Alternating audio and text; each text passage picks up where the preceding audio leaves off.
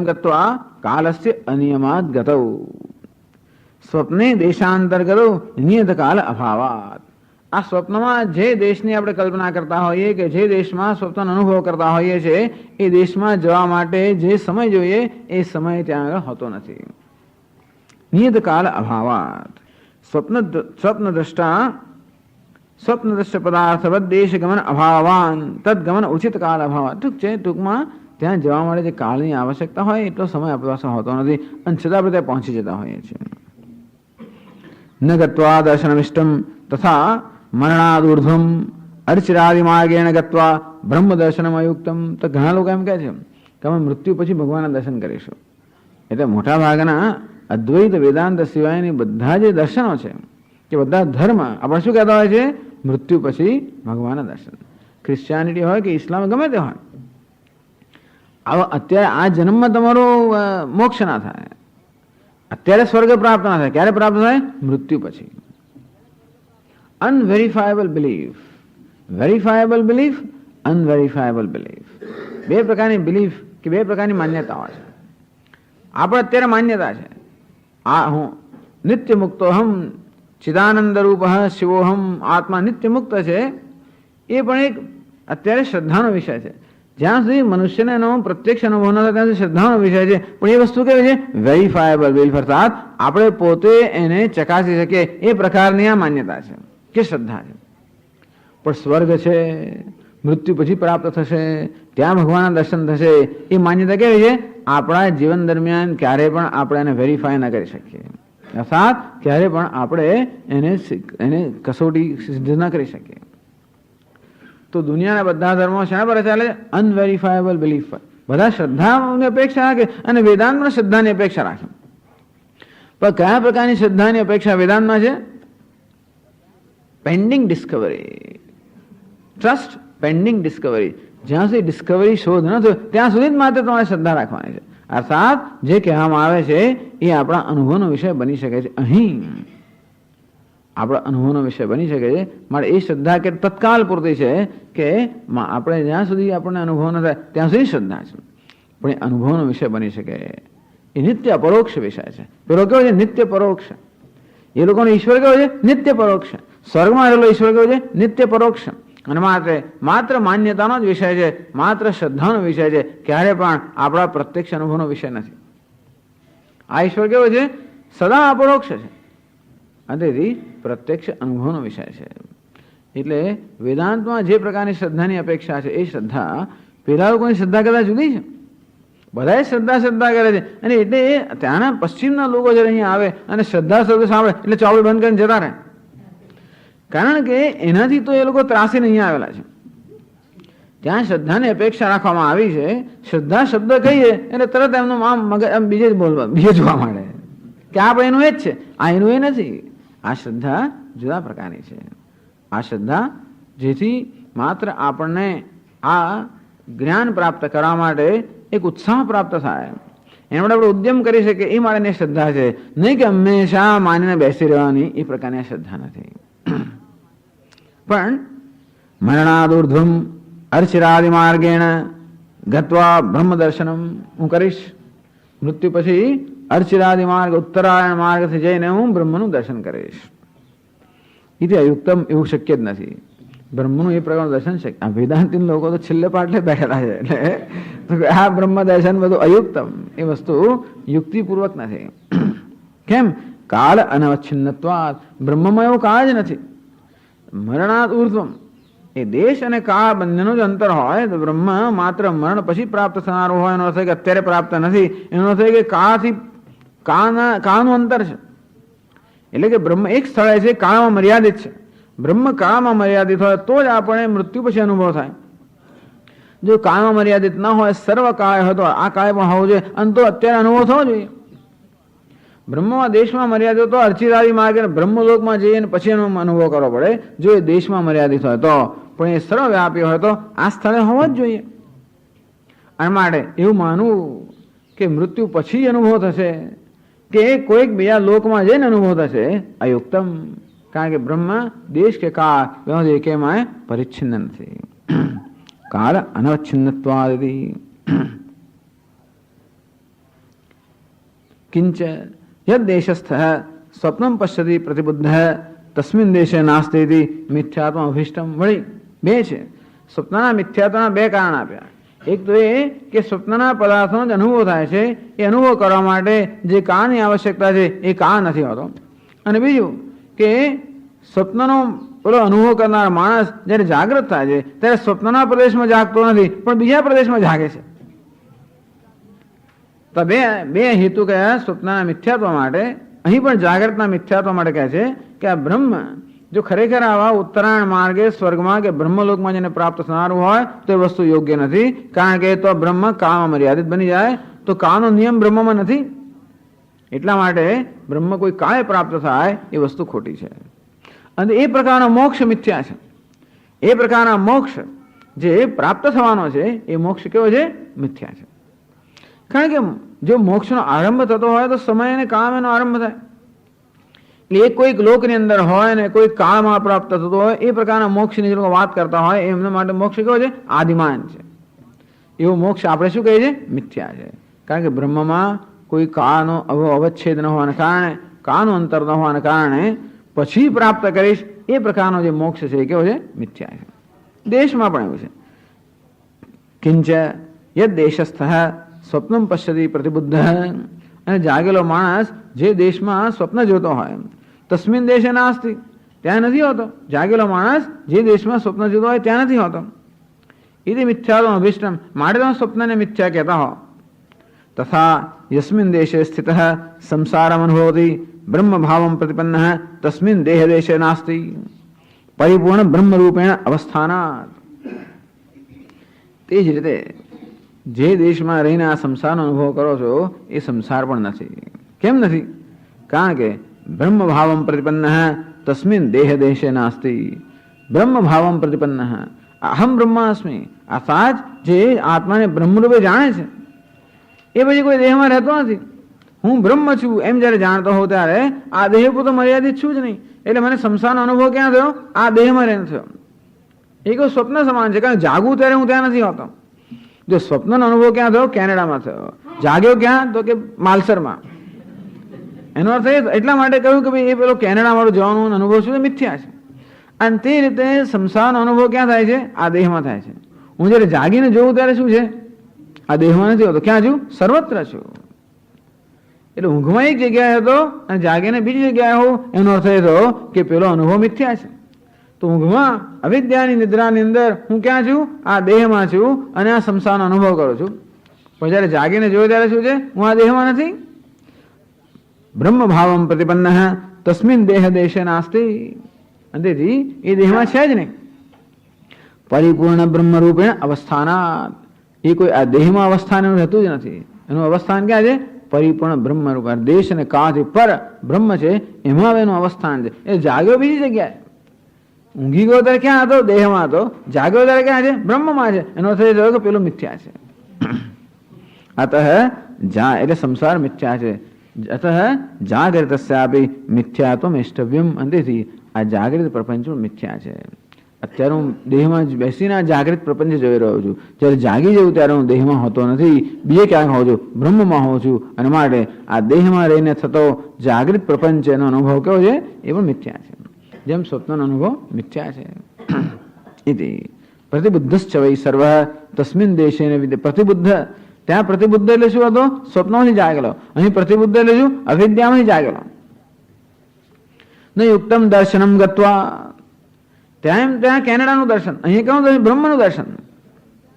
તો ત્યાં સ્વપ્નમાં કેનેડાનું દર્શન કરવું એ મિથ્યા હતું, તેમ અહીં જાગ્રત અવસ્થામાં બ્રહ્મનું દર્શન કરવાની જે વાત છે એ પણ મિથ્યા છે. કાળસ્ય અનિયમાત. કારણ કે આ કાળનો નિયમ બ્રહ્મમાં છે જ નહીં. બ્રહ્મ જે દેશ અને કાળથી પર છે એમાં કાળનો નિયમ ન હોવાને કારણે એ બ્રહ્મનું દર્શન પણ કેવું છે? મિથ્યા છે. અને આ સંસાર એટલે એ પ્રકારનો મોક્ષ એનો પ્રારંભ છે જે દેશકાળમાં મર્યાદિત છે, મિથ્યા છે. આદ્યંતમંત મોક્ષ એ મિથ્યા છે. અને તે રીતે આ સંસાર પણ મિથ્યા છે. કારણ કે જ્યાં સંસારનો અનુભવ થઈ રહ્યો છે જાગ્યા પછી એ સંસાર એ માણસ ત્યાં નથી હોતો, એ બીજે હોય છે. અને તેથી સંસાર પણ મિથ્યા છે. પ્રતિબુદ્ધશ્ચ વૈ સર્વ તસ્મિન દેશે ન વિદ્યતે. બસ સંક્ષેપમાં ભાષ્યકાર આ શ્લોક સમજાવે છે. जागरिते गत्यागमन काल है नियतो देश है प्रमाणतः यह तस्य अनियमात् नियमस्य अभावात् स्वप्ने न देशांतरगमनम् इत्यर्थः।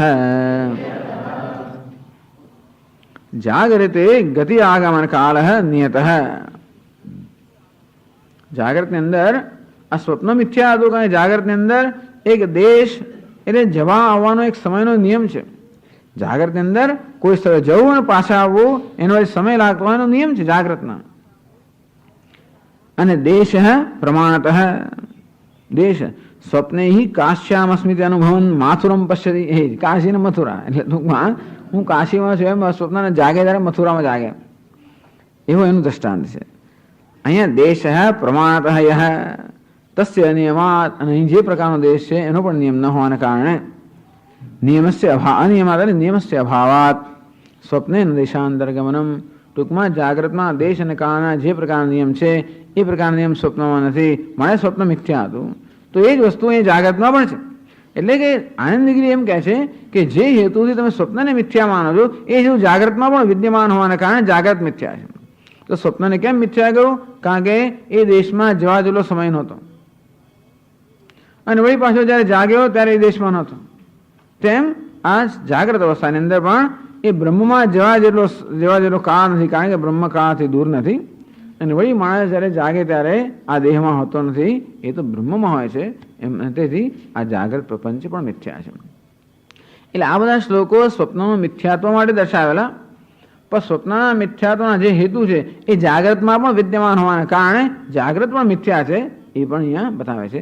આનંદગીરી બતાવે. શંકરાચાર્યજી બહુ એના માટે બહુ પ્રયત્ન નથી કરતા, પણ આનંદગીરીજી એ બતાવે છે.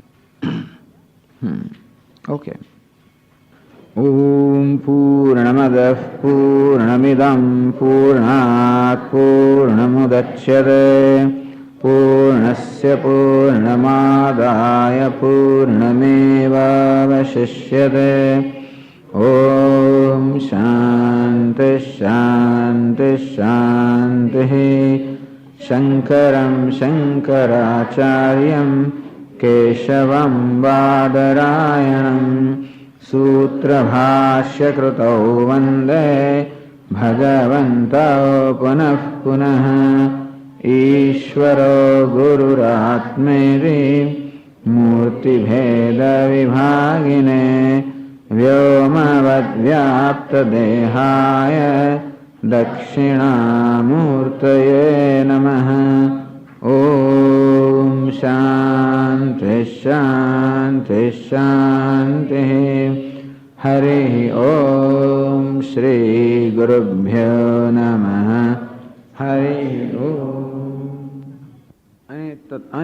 अनिमित्तत्वम् इष्यते भूतदशादयमर्थः प्रपंचते. एतैः श्लोकैः आम 33માં શ્લોકથી માંડીને 40માં શ્લોક સુધી આ 8 શ્લોકોમાં આ અર્થને વિસ્તારથી સમજાવે છે.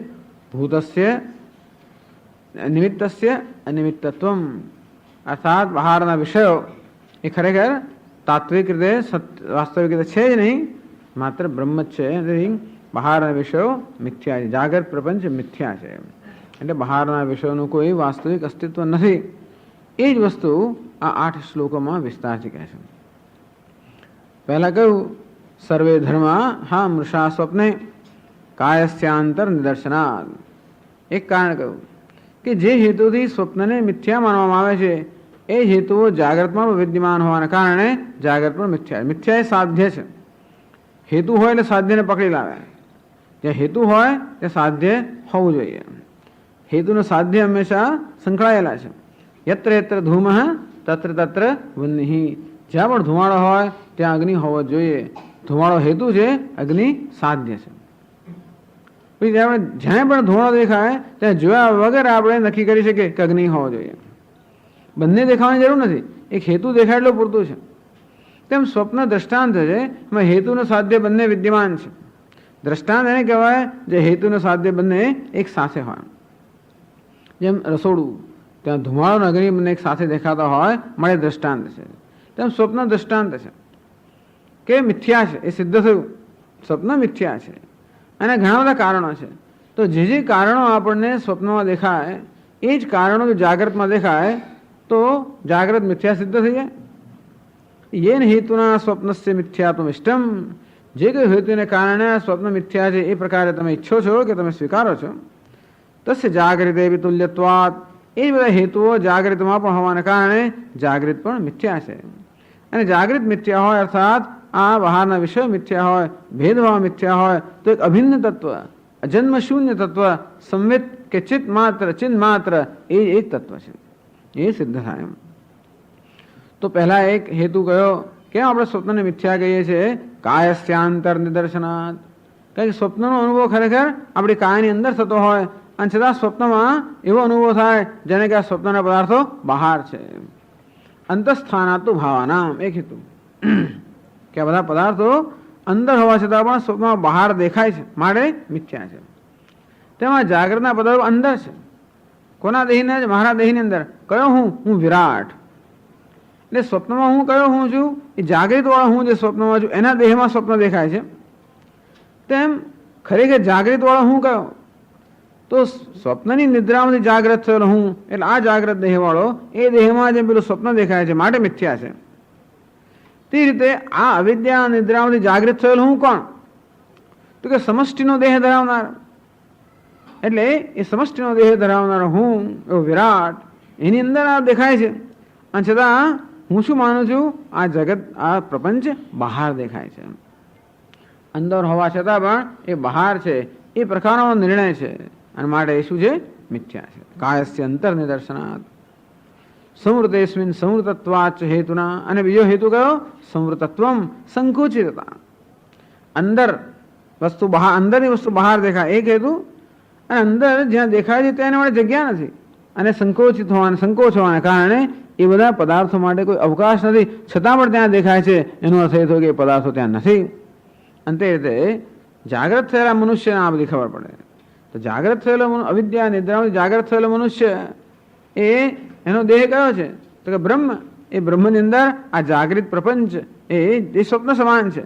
એ જાગૃત પ્રપંચને કોઈ અવકાશ નથી, કારણ કે બ્રહ્મ એ દેશકાળ વિહીન પ્રજ્ઞાન ઘન માત્રમ, જ્યાં પ્રજ્ઞાન ઘનમ, પ્રજ્ઞાનમાં સિવાય જ્યાં કંઈ નથી, એ બ્રહ્મમાં આ પ્રપંચને કોઈ અવકાશ નથી, છતાં પણ દેખાય છે અને માટે એ મિથ્યા છે. ન યુક્તમ દર્શનમ ગત્વા કાલસ્યા નિયમાદ ગતૌ. આ જવા આવવાના જે નિયમો જાગ્રત અવસ્થામાં લાગુ પડે છે એ સ્વપ્નમાં લાગુ પડતા ન હોવાને કારણે આપણે સ્વપ્નને મિથ્યા કહીએ છીએ.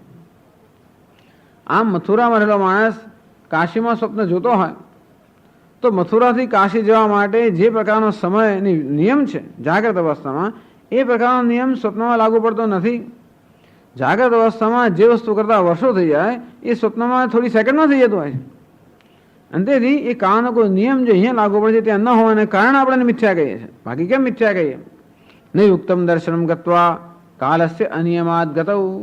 આમ ત્યાં જઈને સ્વપ્નનું દર્શન કરે એમ ન કહેવાય, કારણ કે જવા માટે જે પ્રકારના સમયની આવશ્યકતા હોય એવો સમય ખરેખર ઉપલબ્ધ નથી અને માટે સમય પણ કલ્પેલો છે, વસ્તુએ કલ્પેલી છે અને સમય અને સ્થળની પણ કલ્પના છે. અને તે રીતે જાગ્રત થયેલો મનુષ્ય બ્રહ્મમાં જાય છે એમ ના કહેવાય. ઉત્તરાયણ કે અર્ચયાદિ માર્ગેને બ્રહ્મ દર્શન માટે જાય છે એવું ન કહેવાય, કારણ કે કોઈ કાળનો નિયમ નથી. ત્યાં જે નિયમ છે બ્રહ્મમાં કાળનો એ આમાં લાગુ નથી પડતો. ત્યાં તો શું છે? કાળનો અભાવ છે. અહીંયા બધી કાળ છે એ કલ્પના છે. અને તેથી બ્રહ્મ એ આપણાથી દૂર છે, અર્થાત ભવિષ્યમાં પ્રાપ્ત કરવાનું છે. આ પ્રકારનો ખ્યાલ પણ જે અત્યારે જાગૃતમાં છે મિથ્યા છે. પ્રતિબુદ્ધશ્ચ વૈ સર્વ તસ્મિન દેશે ને વિદ્યતે. અને વળી પાછો સ્વપ્ન જોવાનો માણસ જ્યારે જાગી જાય ત્યારે જ્યાં સ્વપ્ન જોતો હતો એ દેશમાં જાગતો નથી હોતો, પણ જ્યાં સૂતો હતો ત્યાં જાગે છે, તો બીજી જગ્યાએ જાગે છે. માટે આપણે કહ્યું કે સ્વપ્ન મિથ્યા છે.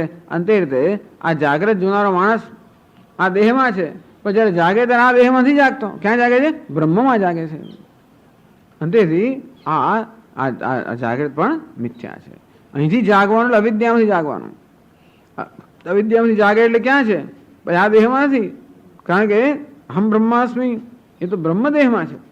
અને તેથી આ દેહમાંથી જે જાગૃત રૂપી સ્વપ્ન જોતો હતો એ મિથ્યા છે.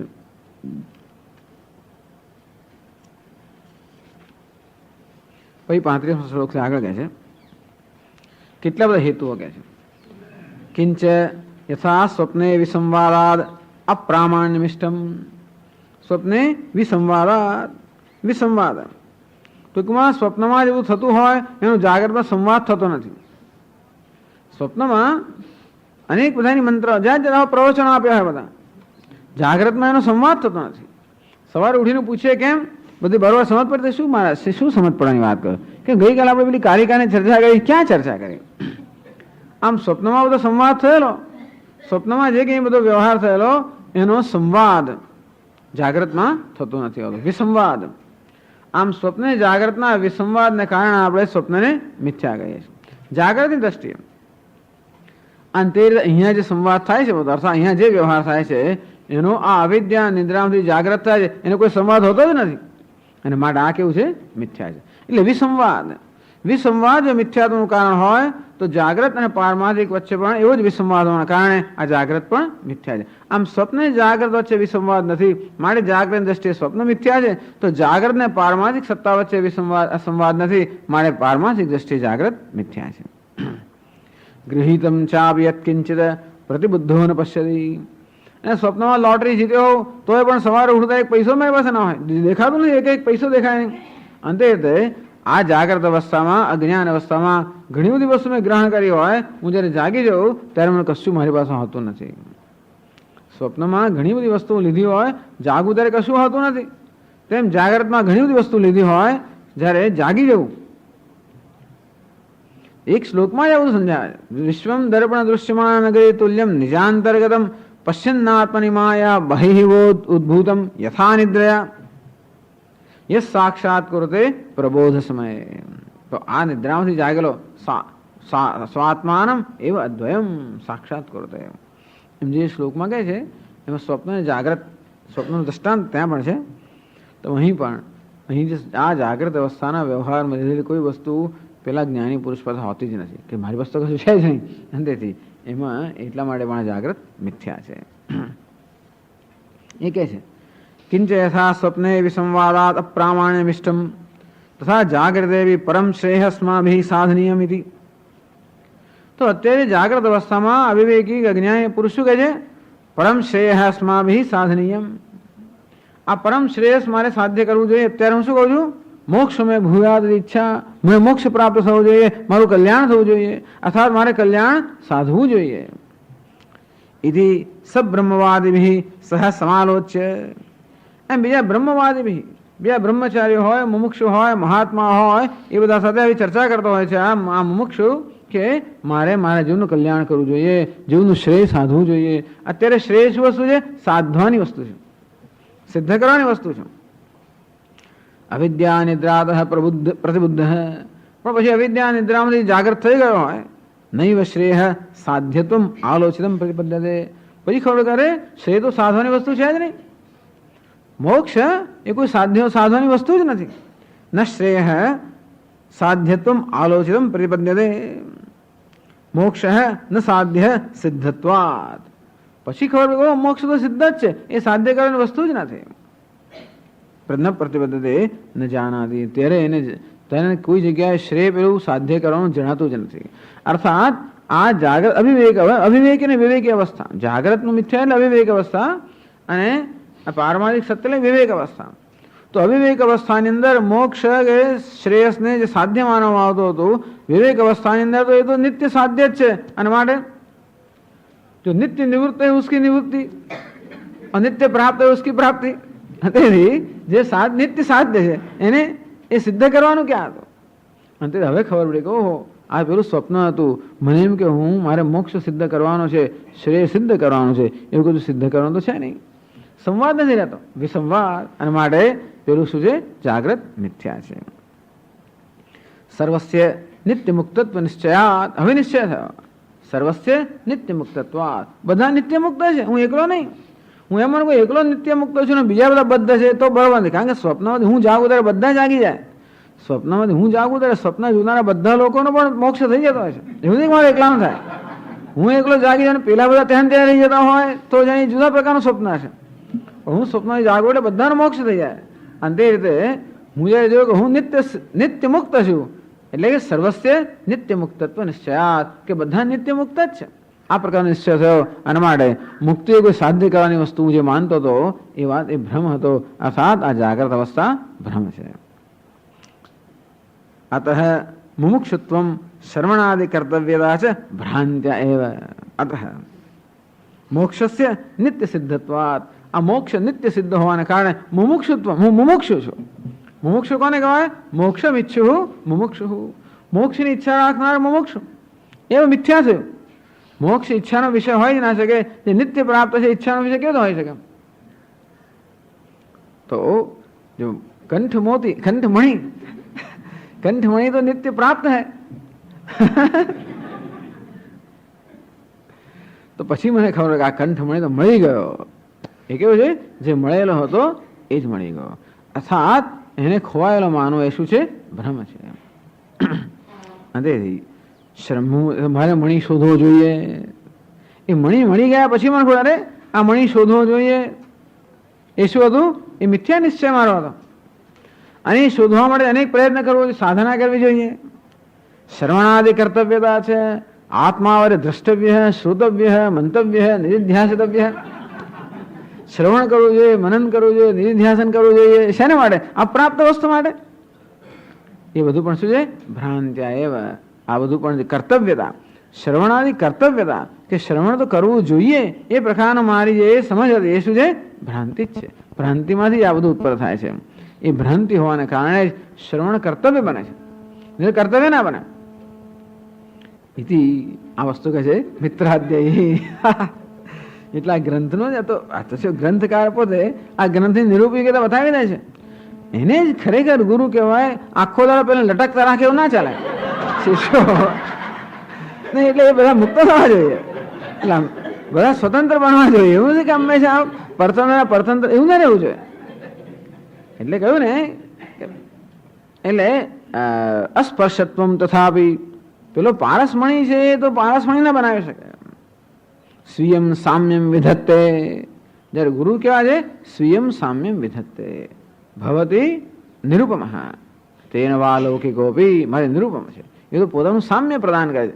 એટલે આ ગ્રંથકારને એવું નથી કે આ તો હું આવું કહીશ તમારો ગ્રંથ જ લોકો નહીં વાંચે. સારો એ જ ઈચ્છે છે કે આની પણ નિવૃત્તિ થઈ જવી જોઈએ. એટલે ભ્રાંત્યાય બધી મિત્રાદ્યહી એ આ 35મા શ્લોકમાં કહે છે. મિત્રાદ્યૈ સહ સંમંત્ર્ય સંબુદ્ધો ન પ્રપદ્યતે ગૃહીતમ ચાપી યત્કિંચિત પ્રતિબુદ્ધો ન પશ્યતિ. મિત્રાદ્યૈ સસંમંત્ર્ય સબ્રહ્મચારીભિ મુમુક્ષુભિ બ્રહ્મવાદિભિ વા સંમંત્ર્ય. આ બધી મંત્રાઓ કરીએ આપણે બીજા બ્રહ્મચારીઓ સાથે, મુમુક્ષુઓ સાથે, બીજા બ્રહ્મવાદીઓ સાથે. શું મંત્રણા કરીએ? મોક્ષ મયા સાધ્ય, મોક્ષ તો પ્રાપ્ત કરવો જ જોઈએ, એ જીવનું ધ્યેય છે. આ બધું ખોટું છે, મોક્ષ સિદ્ધ કરવો જોઈએ એમ મંત્રણા કરીએ. શ્રવણાદિ કર્તવ્ય, શ્રવણાદિ વગેરે કરવું જોઈએ. આ બધી મંત્રણા કરી. સંબુદ્ધો ન પ્રપદ્યતે, જાગી ગયા પછી કે આ તો મોક્ષ ક્યાં પ્રાપ્ત કરવાનો? શ્રવણાદિ કર્તવ્યતા, આ બધી વસ્તુ ભ્રાંતિમાંથી ઉત્પન્ન થયેલી એ હવે એને ખબર પડે છે. જેમ સ્વપ્નની અંદર પણ અનેક બધી મંત્રણાઓ કરી હોય, રાત્રે બધા રેસ્ટોરન્ટમાં ગયા હોય અને શું ભોજન બધું કર્યું હોય, સવારે ઉઠીને પૂછ્યું કે પેલે ગઈકાલે પેલો આપણે સમોસા ખાધા, શા સમોસા ખાધા? તો ત્યાં હવે અત્યારે વિસંવાદ થઈ ગયો. સ્વપ્નમાં જે કરેલો વ્યવહાર કોઈ સંવાદ તો અહીંયા નથી. સંબોધો ન પ્રપદ્યતે, અંતેથી વિસંવાદ. સિનેમા જેવા ગયા જ્યાં જાતનું સ્વપ્નમાં કરતા હોય મિત્રો બધા. મિત્રાદ્યૈ સહ સંમંત્ર્ય, અંતેથી તો ગૃહીતમ ચાપી યત્કિંચિત. તો આનંદ એના માટે પણ કહે છે કિંચ સ્વપ્નવદેવ ગૃહીતમ ઉપદેશાદિ. પછી આ જાગ્રત અવસ્થામાં, અવિવેક અવસ્થા, જાગ્રત અવિવેક અવસ્થામાં જે બધું ઉપદેશ વગેરે જે ગ્રહણ કરેલું, વિદ્વાન ન પશ્યતિ, જ્ઞાની પુરુષને હવે એ જોતો જ નથી કશું. અથવા જે બધું ત્યાં પ્રાપ્ત થયેલું એમને કશું બધું હોતું જ નથી.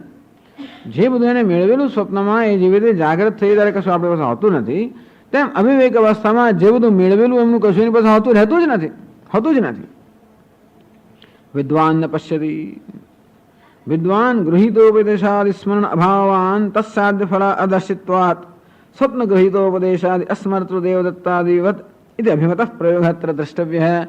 જેમ દેવદત્તે ઘણી બધી વસ્તુઓ સ્વપ્નમાં ગ્રહણ કરી હોય અને જાગ્રત થાય ત્યારે કશું ના હોય, તેમાં વિદ્વાને પણ એની અવિવેક અવસ્થામાં ઘણો બધો ઉપદેશ ગ્રહણ કર્યો હોય પણ સાધ્ય અવસ્થામાં એ કોઈ ઉપદેશ હોય એને યાદ પણ નથી, અથવા જેનું પેલું સ્મરણ જ ના હોય કે વસ્તુનો કોઈ સંબંધ જ ના હોય એવો કોઈ સંબંધ રહેતો નથી. વિદ્વાન ન અભ્યસ્યતિ ભાવ, ટૂંકમાં હવે એનો અભ્યાસ કરતો નથી. વિદ્વાન હવે એ બધાનો અભ્યાસ કરતો નથી. એ જ કહે છે સ્વપ્નવદ એવ ગૃહીતમ ઉપદેશાદિ વિદ્વાન ન પશ્યતિ તત્સાધ્ય ફલ અભાવાત, કે હવે એનાથી કંઈ સિદ્ધ કરવાનું નથી. ત્યાં લોટરી આપણી લાગી હોય, ઘણી બધી વસ્તુ આપણે મેળવીએ ત્યારે એ વસ્તુથી જાગ્રતમાં કંઈ સિદ્ધ ના થઈ શકે. અને તે રીતે આ અવિવેક અવસ્થામાં જે બધો ઉપદેશ ગ્રહણ કરેલો એનાથી હવે વિદ્વત અવસ્થામાં કશું સિદ્ધ કરવાનું નથી, અને માટે એનું કોઈ સ્મરણ કે કશું છે નહીં. અને તેથી એ જ પ્રકારનો સંબંધ છે સ્વપ્ન જાગ્રત વચ્ચે એવો છે, એવી જ જાતનો સંબંધ આ અવિવેક અને વિવેક અવસ્થા વચ્ચે છે. ગૃહીતમ ચાપી યત્કિંચિત પ્રતિબુદ્ધો ન પશ્યિત, અથવા આનંદ કહે છે લોક દૃષ્ટ્યા યત્કિંચિત ગૃહીતમ વસ્ત્રાન્ન ઉદકાદિ, અથવા વિદ્વાનને લોકોની દ્રષ્ટિએ વસ્ત્ર અન્ન ઉદક બધું આપવામાં આવતું હોય, ગ્રહણ કરતો હોય, તદ વિદ્વાન નૈવ કિંચિત કરોમીતિ એથી પ્રતિબુદ્ધ અન્ય પ્રત્યયવાધાત ન સ્વસંબંધિત્વેન અધિગચ્છતિ. પણ એ વિદ્વાન હશે તો નૈવ કિંચિત કરું, હું તો કંઈ કરતો જ નથી, ખાતો નથી, પીતો નથી, ઊંઘતો નથી, બધું કરવું છે છતાંય કંઈ કરતો નથી. ઇન્દ્રિયાણ ઇન્દ્રિયાર્થેષુ વર્તન્તે, આ બધો વ્યવહાર તો ઇન્દ્રિયો માત્ર પોતાના વિષયો સાથે જ વ્યવહાર કરી રહી છે. નૈવ કિંચિત કરો વિધિ, હું તો કંઈ કરતો નથી. અને જે ગ્રહણ કરતો હોય ત્યારે પણ ગ્રહણ કરતો નથી. વસ્ત્ર અન્ન ઉદક આ બધું આપતા હોય, લોક દ્રષ્ટિએ બધું ગ્રહણ કરતો હોય, વાસ્તવમાં કશું ગ્રહણ કરતો નથી. એટલે વળી પાછો વિસંવાદ છે. ગૃહીતમ ચાપી યત્કિંચિત પ્રતિબુદ્ધો ન પશ્યતિ, એ કશું પોતે જોતો જ નથી.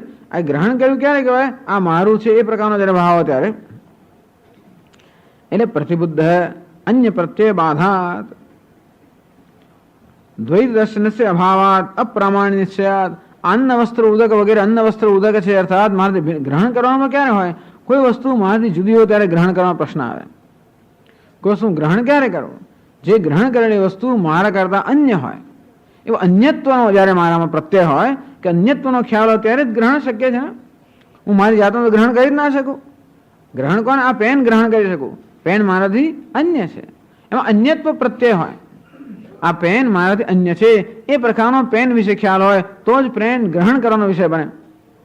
આ હાથમાં અન્ય નથી, આ હાથમાં અન્યત્વ પ્રત્યય નથી, માટે હાથ ગ્રહણ કરવાનો વિષય ન બને. અને તે રીતે આ વિદ્વાન પુરુષને અન્ન વસ્ત્ર ઉદક પેન જે કંઈ હોય એમાં અન્યત્વ પ્રત્યય જ ના રહ્યો હોય તો આત્મૈવ ભૂત વિજાનતઃ, જેને માટે સર્વમ આત્મૈવ ભૂત, જેને માટે બધું આત્મા જ બની ગયો, એમાં અન્ય પ્રત્યય જતો રહ્યો તો ગ્રહણ કરવાનું ક્યારે હોય? અન્ય પ્રત્યય હોય ત્યારે. અન્ય પ્રત્યય બાધાત, ટૂંકમાં આ બધા પદાર્થોમાં આ અન્ય છે એ પ્રકારના ખ્યાલનો બાધ થઈ ગયો. હું જ સર્વ છું, આત્મૈવેદમ સર્વમ, આત્મા જ સર્વ છે, હું જ સર્વ છું. આ પ્રકારના જ્ઞાનમાં અન્યત્વ રહેતું જ નથી, માટે કોઈ ગ્રહણ કરવાની વસ્તુ રહેતી જ નથી. ન સ્વસંબંધિત્વેન અધિગચ્છતિ, અમે ગ્રહણ ક્યારે કર્યું કે મારું એમ કહું ત્યારે તો મને આપો, શું થઈ ગયું? મારું થઈ ગયું. અર્થાત મારી સાથે સંબંધિત છે. પણ મારી સાથે સંબંધિત વસ્તુ મારે અન્ય હોય તો જ મારી સંબંધિત હોય. સંબંધ ક્યારે હોય? બે ભિન્ન વસ્તુ વચ્ચે હોય. આ મારું ક્યારે કહું? મારા કરતા જુદું હોય ત્યારે. પણ જુદાઈનો ભાવ જયારે જતો રહે ત્યારે મારું પણ ન કહેવાય. અને તેથી લોક દ્રષ્ટિથી જે ગ્રહણ કરવામાં આવે છે એ વિદ્વાનની દ્રષ્ટિથી ગ્રહણ થતું જ નથી હોતું. તેને તદ આભાસ માત્ર અંતેથી જે ગ્રહણ કરતો હોય છે પણ શું છે? આભાસ માત્ર. એટલે કે ગૃહીતમ ચાપી યત્કિંચિત પ્રતિબુદ્ધો ન પશ્યતિ. પ્રતિબુદ્ધ એટલે કે અવિદ્યા નિદ્રાતઃ પ્રતિબુદ્ધ. તો ઉક્તમ અર્થમ વિવક્ષિત, મહારાજ કશું કહેતા નથી પણ આનંદી રહે છે. ઉક્તમ અર્થમ વિવક્ષિત્વ એટલે આ અર્થ, આ જાગ્રત પ્રપંચના મિથ્યાત્વ અર્થ છે એને મનમાં રાખીને, વિવક્ષ રાખીને શંકરાચાર્યજી ભાષ્યમાં સમજાવે છે. અક્ષરાણીઓ શ્લોક અક્ષરાણીઓ જયતી મિત્રાદ્યહિતી ભાષ્યમાં કહે છે. મિત્રાદ્યૈ સહ સંમંત્ર્ય તદેવ મંત્રણમ પ્રતિબુદ્ધો ન પ્રપદ્યતે ગૃહીતમ ચ યત્કિંચિત હિરણ્યાદે ન પ્રાપ્નોતે અતશ્ચ ન દેશાંતરમ ગચ્છતિ સ્વપ્ને. એ કે જુદી ફ્રીક્વન્સીમાં છે, આનંદગીરી જુદી ફ્રીક્વન્સીમાં છે, આની ફ્રીક્વન્સી જુદી છે અત્યારે. એ તો સ્વપ્નનું મિથ્યાત્વ પછી છેલ્લે એક વાક્યમાં કહી દે છે કે આ સ્વપ્નની જેમ જાગ્રત પણ મિથ્યા છે. એ આ બધાનો હેતુ છે. એ તમારે મેળવી લેવાનું. ટૂંકમાં આ એક્સરસાઇઝ છે. એ એક્સરસાઇઝ આનંદગીરી આપણા માટે કરે છે. આ એક્સરસાઇઝ આપણે કરવી પડે. મહારાજ તો છેલ્લે કહે સ્વપ્ન સમત્વાદ અસત જાગ્રતમ અપી ઇતિ પ્રકરણાર્થ. આ બધા શ્લોકોનો તાત્પર્ય એ છે કે સ્વપ્ન સમાન હોવાના કારણે જાગ્રત પણ મિથ્યા છે. એ કઈ રીતે તમે વર્કઆઉટ કરી લો. એ તો સારું છે કે આનંદગીરી મહારાજ આપણી આ એક્સરસાઇઝ આ જે છે એ કરે છે. નહીં તો આપણે કરવી પડે. આ બધી એક્સરસાઇઝ એટલે શું કહેવાય ને? કસરત નહીં, લેસન એટલે હા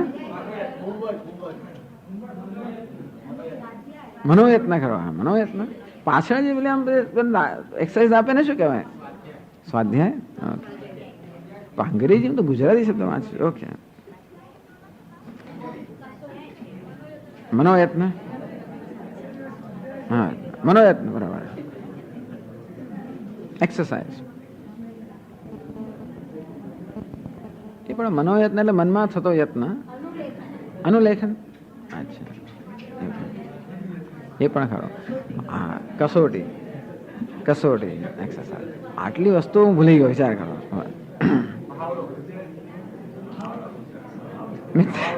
અભ્યાસ. અભ્યાસ પણ નહીં, સ્વાધ્યાય.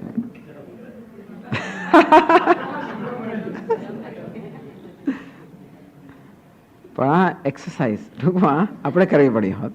એનો જે કે અર્થ થતો હોય એ મિત્રાદ્યૈ સસંમંત્ર્ય. સંમંત્ર્ય એટલે સ્વકર્તવ્યમ પર્યાલોચ્ય. ટૂંકમાં શંકરાચાર્ય બહુ સરળ અર્થ આપે છે. એટલે સ્વપ્નનું જાણે મિથ્યાત્વ એવો જ અર્થ આપે. છેલ્લે કહી દે છે કે આ જાગ્રત પણ સ્વપ્ન સમાન હોવાના કારણે એ પણ અસત્ય મિથ્યા છે. તો સ્વપ્નમાં જ મિત્રો વગેરે સાથે મંત્રણાઓ કરીને જાગ્રત થયા પછી કોઈ વસ્તુ એમાંની એ જોતો નથી, જાણતો નથી. ગૃહીતમ યત કિંચિત હિરણ્યાદિ. અને સ્વપ્નમાં હિરણ્ય અર્થાત સુવર્ણ વગેરે અનેક વસ્તુઓ ગ્રહણ કરી હોય, પ્રાપ્ત કરી હોય, ન પ્રાપ્ત નથી. જાગ્રત થયા ત્યારે કશું એની પાસે હોતું નથી. અતશ્ચ દેશાંતરમ ન ગચ્છતિ સ્વપ્ન. એને શું લાગે હોય તેથી ટૂંકમાં સ્વપ્નમાં બીજા દેશમાં જતો નથી. હવે એમણે કંઈક જુદું કનેક્ટ કર્યું. અતશ્ચ દેશાંતરમ ન ગચ્છતિ સ્વપ્ને. એટલા માટે પણ એમ કહી શકાય કે સ્વપ્નમાં ખરેખર અનુભવ કરતો નથી. ટૂંકમાં ક્યાંક જઈને લોટરી જીત્યા નથી, કે ક્યાંક જઈને એને કે મંત્રણાઓ કરી નથી. એટલે કે સ્વપ્ન સત્ય નથી, સ્વપ્ન મિથ્યા છે. પછી આગળ કહે છે આનંદગીરી. કિંચ સ્વપ્નાવસ્થાયામ યેન દેહેન નાડ્યાદિષુ પર્યટતિ સમિથ્યા. આમાં એવું છે બાજુ સ્વપ્નનો એક જુદો દેહ હોય છે. આપણે જયારે સ્વપ્ન અનુભવ કરીએ ત્યારે સ્વપ્નનો દેહ જુદો હોય છે. આ જાગ્રત દેહ તો પથારીમાં પડેલો જ છે. અને સ્વપ્ન દેહથી બધું પર્યટન કરતો હોય છે, જાત જાત જગ્યાએ જતો હોય છે ને. એ ખરેખર તો નાડીની અંદર જ જતો હોય છે. સ્વપ્ન ખરેખર નાડીમાં દેખાય છે, પણ એક દેહનું સર્જન થતું હોય છે. અને એ દેહથી અનેક સ્થળોમાં એ પર્યટન કે ભ્રમણ કરતો હોય છે. કિંચ સ્વપ્નાવસ્થાયામ યેન દેહેને નાડ્યાદિષુ પર્યટતિ સમિથ્યા. ટૂંકમાં જે દેહથી પર્યટન સ્વપ્નમાં કરતો હોય કેવો છે? મિથ્યા દેહ છે. કેમ? પૃથક ભૂતસ્ય નિશ્ચલસ્ય દેહસ્ય દર્શનાર્થ. કારણ કે એના સિવાયનો પેલો દેહ તો પડેલો છે. એટલે પેલો દેહ જેનાથી સ્વપ્નનો અનુભવ કરે છે, ભ્રમણ કરે, દેહ કેવો છે? મિથ્યા છે. આમ સ્વપ્નનો દેહ મિથ્યા છે એ માટેનું આ કારણ કયું? હેતુ કયો? કારણ કે જાગ્રત દેહ તો પડેલો છે અને છતાં એ ભ્રમણ કરે છે. માટે જે દેહથી ભ્રમણ કરે છે દેહ મિથ્યા છે. તથા જાગરિતે યેન પરિવ્રાજકાદિ શરીરેણ લોકસ્ય પૂજ્યો દ્વેષ્યો વા દૃશ્યતે સહ મિથ્યા કલ્પ્યતે. અને તે રીતે આ જ્ઞાની પુરુષ પરિવ્રાજકાદિ શરીરેણ પરિવ્રાજક છે. અને તેથી લોકસ્ય પૂજ્યો દ્વેષ્યો વા દૃશ્યતે. કેટલા લોકોની પૂજા કરે, કેટલાક બીજા દ્વેષ કરતા હોય, તો ટૂંકમાં જ્ઞાની પુરુષ પણ જાગેલો પુરુષ. જ્ઞાની એટલે શું? તો કે જાગ્રત પુરુષ, અવિદ્યા નિદ્રામાંથી જાગ્રત થયેલો પુરુષ. પણ જે દેહથી પૂજાય છે, જે દેહથી એની નિંદા થાય છે, એ દેહ કેવો છે? મિથ્યા છે. એટલે કે પેલો દેહ પડેલો છે, એક પેલો નિશ્ચલ દેહ પડેલો. કયો દેહ? પૃથક એવ કૂટસ્થ બ્રહ્માખ્ય શરીરસ્ય અનુભવાદ. આમ સ્વપ્નમાં પર્યટન કરતો દેહ જ્યારે હોય ત્યારે પેલો એક નિશ્ચલ દેહ ત્યાં પડેલો છે. અંતે રીતે આ જાગ્રતની અંદર પણ આ દેહથી જ્યારે પર્યટન કરતો ત્યારે કૂટસ્થ બ્રહ્મા નામનો દેહ તો પડેલો છે. પૃથક એવ કૂટસ્થ બ્રહ્માખ્યસ્ય શરીરસ્ય અનુભવાદ. હવે એ જેમ હું જાગ્યા પછી પેલા દેહને મારો દેહ નથી માનતો, આ દેહને મારો દેહ માનું છું, તેમ જાગ્યા પછી જ્ઞાની પુરુષ આ દેહને પોતાનો દેહ માનતો નથી, પેલા દેહને પોતાનો દેહ માને છે. બ્રહ્મ અહમ, જેમ દેહો અત્યારે હું કહું છું તેમ અહમ બ્રહ્માસ્મી. અત્યારે જે દેહ હું છું એના બદલે બ્રહ્મ હું છું, એટલે દેહ કા બ્રહ્મ દેહ બની ગયો. અંતેથી એ બ્રહ્મ દેહ નિશ્ચલ જયારે પડેલો હોય ત્યારે પેલો રખડનારો દેહ કેવો છે? મિથ્યા છે. સ્વપ્ને છે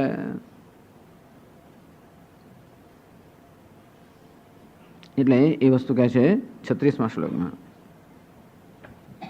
સ્વપ્ને ચા વસ્તુ કાયઃ પૃથગન્યસ્ય દર્શનાદ યથા કાયસ્તથા સર્વં ચિત્તદૃશ્યમ વસ્તુકમ.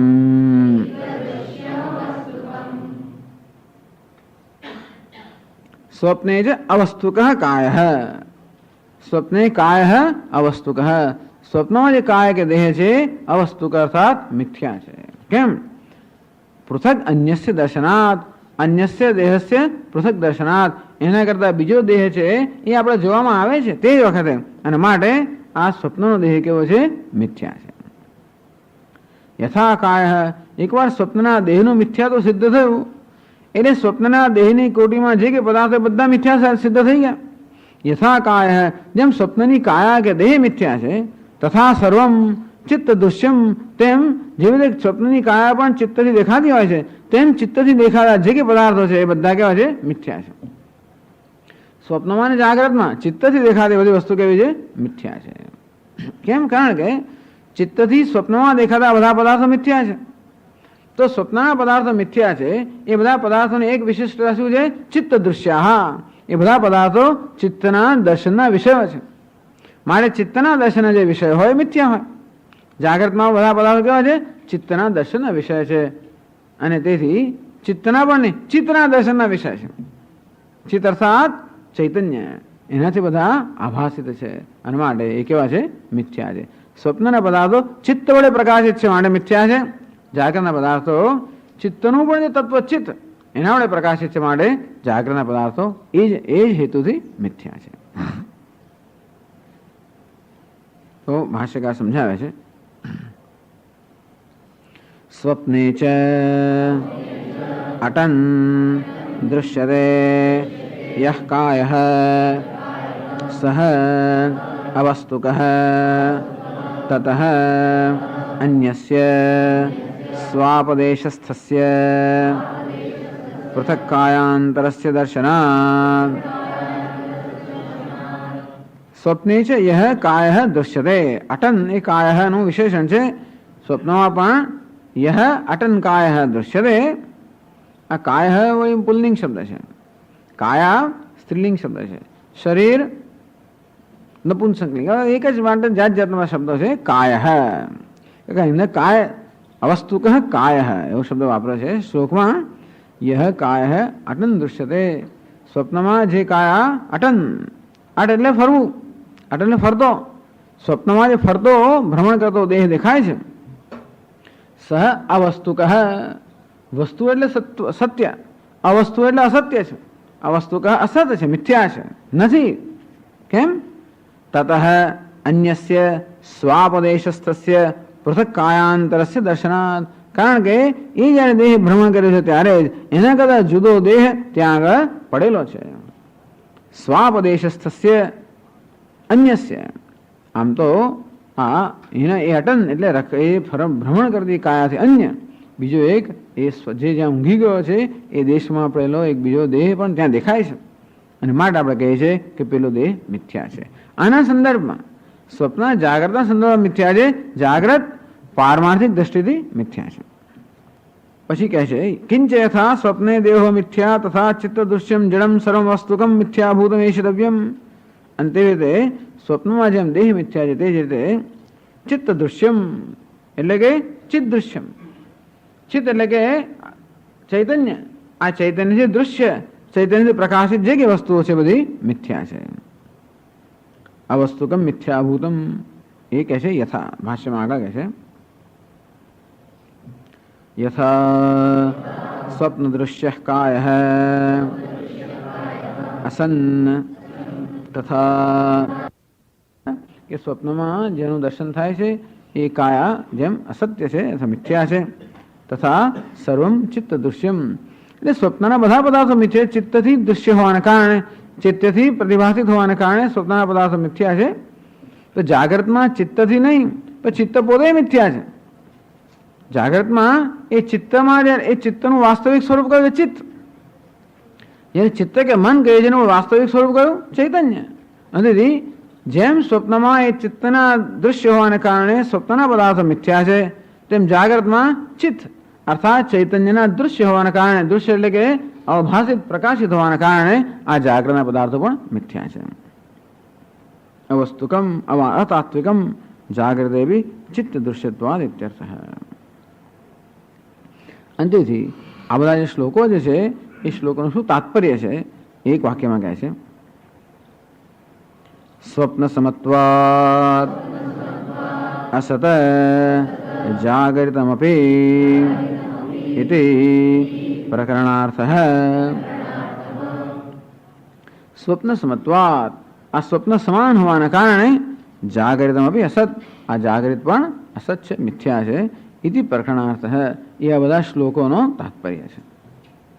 કોઈ પ્રમાણે એ એક્સરસાઇઝ આપણે કરી લેવાની કે સમાનતા શું છે એ આ પ્રકારની સમાનતાઓ, હેતુની સમાનતાઓ છે, અને તેથી સાધ્યની સમાનતા છે. સાધ્ય શું છે? મિથ્યાત્વ, અને હેતુ આ ભિન્ન ભિન્ન હેતુઓ બતાવે. આગળ હજી પણ આ જાગ્રતની મિથ્યાત્વ માટેના ચર્ચા છે. કહ્યું ને નિમિત્તસ્ય અનિમિત્તત્વમ. આ નિમિત્ત એટલે વિષયો ખરેખર કેવા છે? અતાત્વિક છે. એની આ ચર્ચા છે. વિષયો અતાત્વિક છે અર્થાત આ જાગ્રત અવસ્થા અતાત્વિક છે, મિથ્યા છે. હવે આગળ કહે છે યથા જાગરિતમ તથા સ્વપ્ન ગૃહ્યતે. તો જાગ્રત સ્વપ્ન વચ્ચે વહી પાછી સમાનતા એ છે કે આ જાગ્રત અવસ્થામાં દ્રષ્ટા અને દુષ્ટનો વ્યવહાર છે, અથવા એને ગ્રાહક અને ગ્રાહ્ય, ગ્રાહ્ય ગ્રાહક વ્યવહાર ક્યાં? જાગ્રત અવસ્થામાં. સ્વપ્નમાં પણ છે. તો સ્વપ્ન મિથ્યા છે અને સ્વપ્નમાં એ ગ્રાહ્ય ગ્રાહક સંબંધ છે. તો જ્યાં પણ ગ્રાહ્ય ગ્રાહક સંબંધ હોય એ મિથ્યા થયું. જાગ્રતમાં પણ ગ્રાહ્ય ગ્રાહક સંબંધ છે પણ જાગ્રત પણ મિથ્યા છે. હવે એવું છે ને કે એક જ આખો સોનાનો આટલો મોટો એક પિંડ હોય, એક જ જગ્યાએ આપણને ત્યાં ચાંદી દેખાય એટલે આખું બધું જ ખરાબ, ટૂંકમાં પછી બાકીનો દેખાવ જ થઈ ગયો. સોનું નથી પણ આ ચાંદી છે.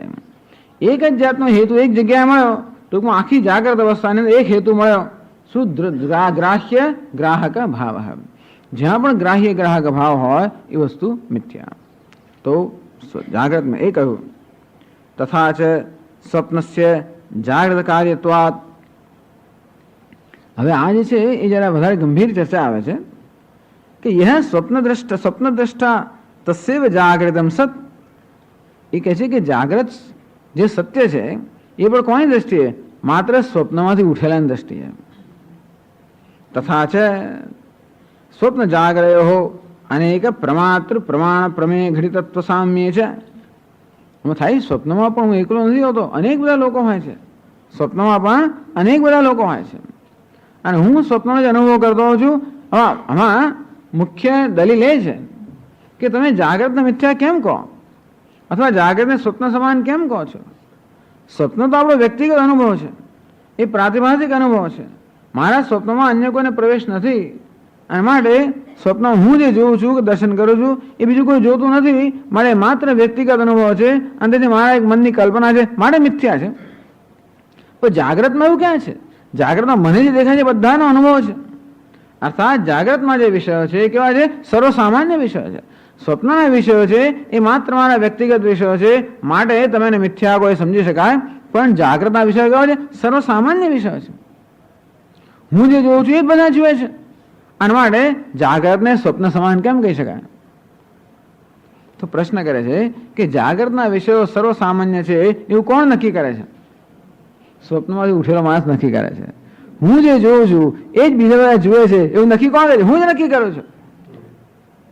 કારણ કે હું જયારે સ્વપ્નમાં હતો ત્યારે બધા સ્વપ્નમાં પ્રવચન અપાતું હોય અને ત્યાં બધા બેઠેલા હોય, તો સ્વપ્નનો મારો જે અનુભવ છે એવો બધાનો અનુભવ છે, પેલા સ્વપ્નમાં રહેલા લોકો અનુભવ છે. એ કોણ કહે? હું કહું છું, હું સ્વપ્ન જોનારો કહું છું કે હું જોઉં છું એ બધા લોકો જુએ છે. ત્યારે હું સ્વપ્નમાં એવું કહેતો હતો. એ જ માણસ પેલા સ્વપ્નના સંસ્કારને કારણે જયારે જાગૃત થાય ત્યારે એમ માને છે કે જે જગત હું જોઉં છું એ જ બધા જુએ છે. તો જેમ સ્વપ્નમાં સર્વસામાન્યતા નથી, એ માત્ર વ્યક્તિગત સર્જન છે, અને તે રીતે આ જાગ્રત પણ સર્વસામાન્ય છે એવું નક્કી થઈ શકે જ નહીં. એ કોનું દ્રષ્ટિબિંદુ છે? માત્ર આ વ્યક્તિનું દ્રષ્ટિબિંદુ છે.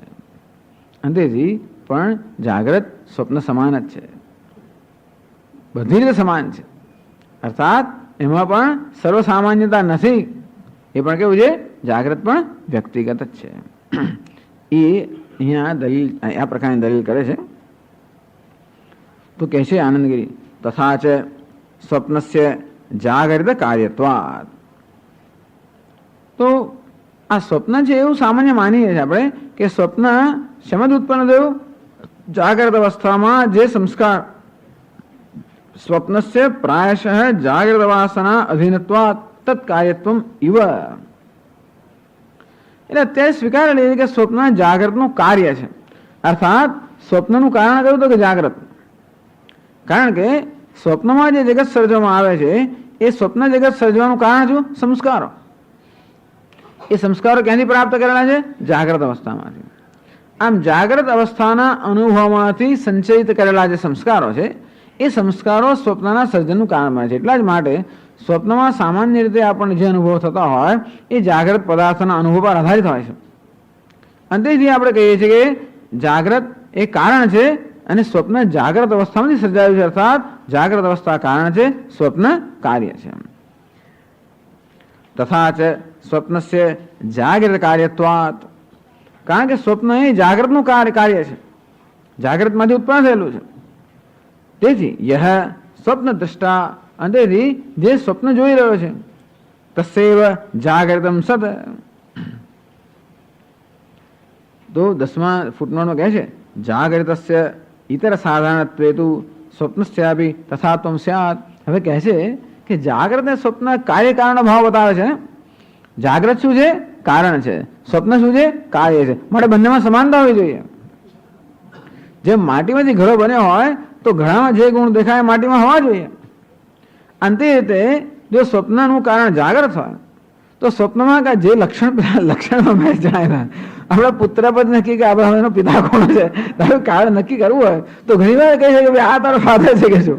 એટલે આપણે પુત્રને જાણતા હોય બરોબર, એના પિતાને ના ઓળખતા હોય, પછી થોડા ઘણા માણસોમાં પછી આપણે કહી શકીએ કે આ તારા ફાધર હોવા જોઈએ. કેમ? કારણ કે તારા જે લક્ષણ છે એ આમાં દેખાય છે.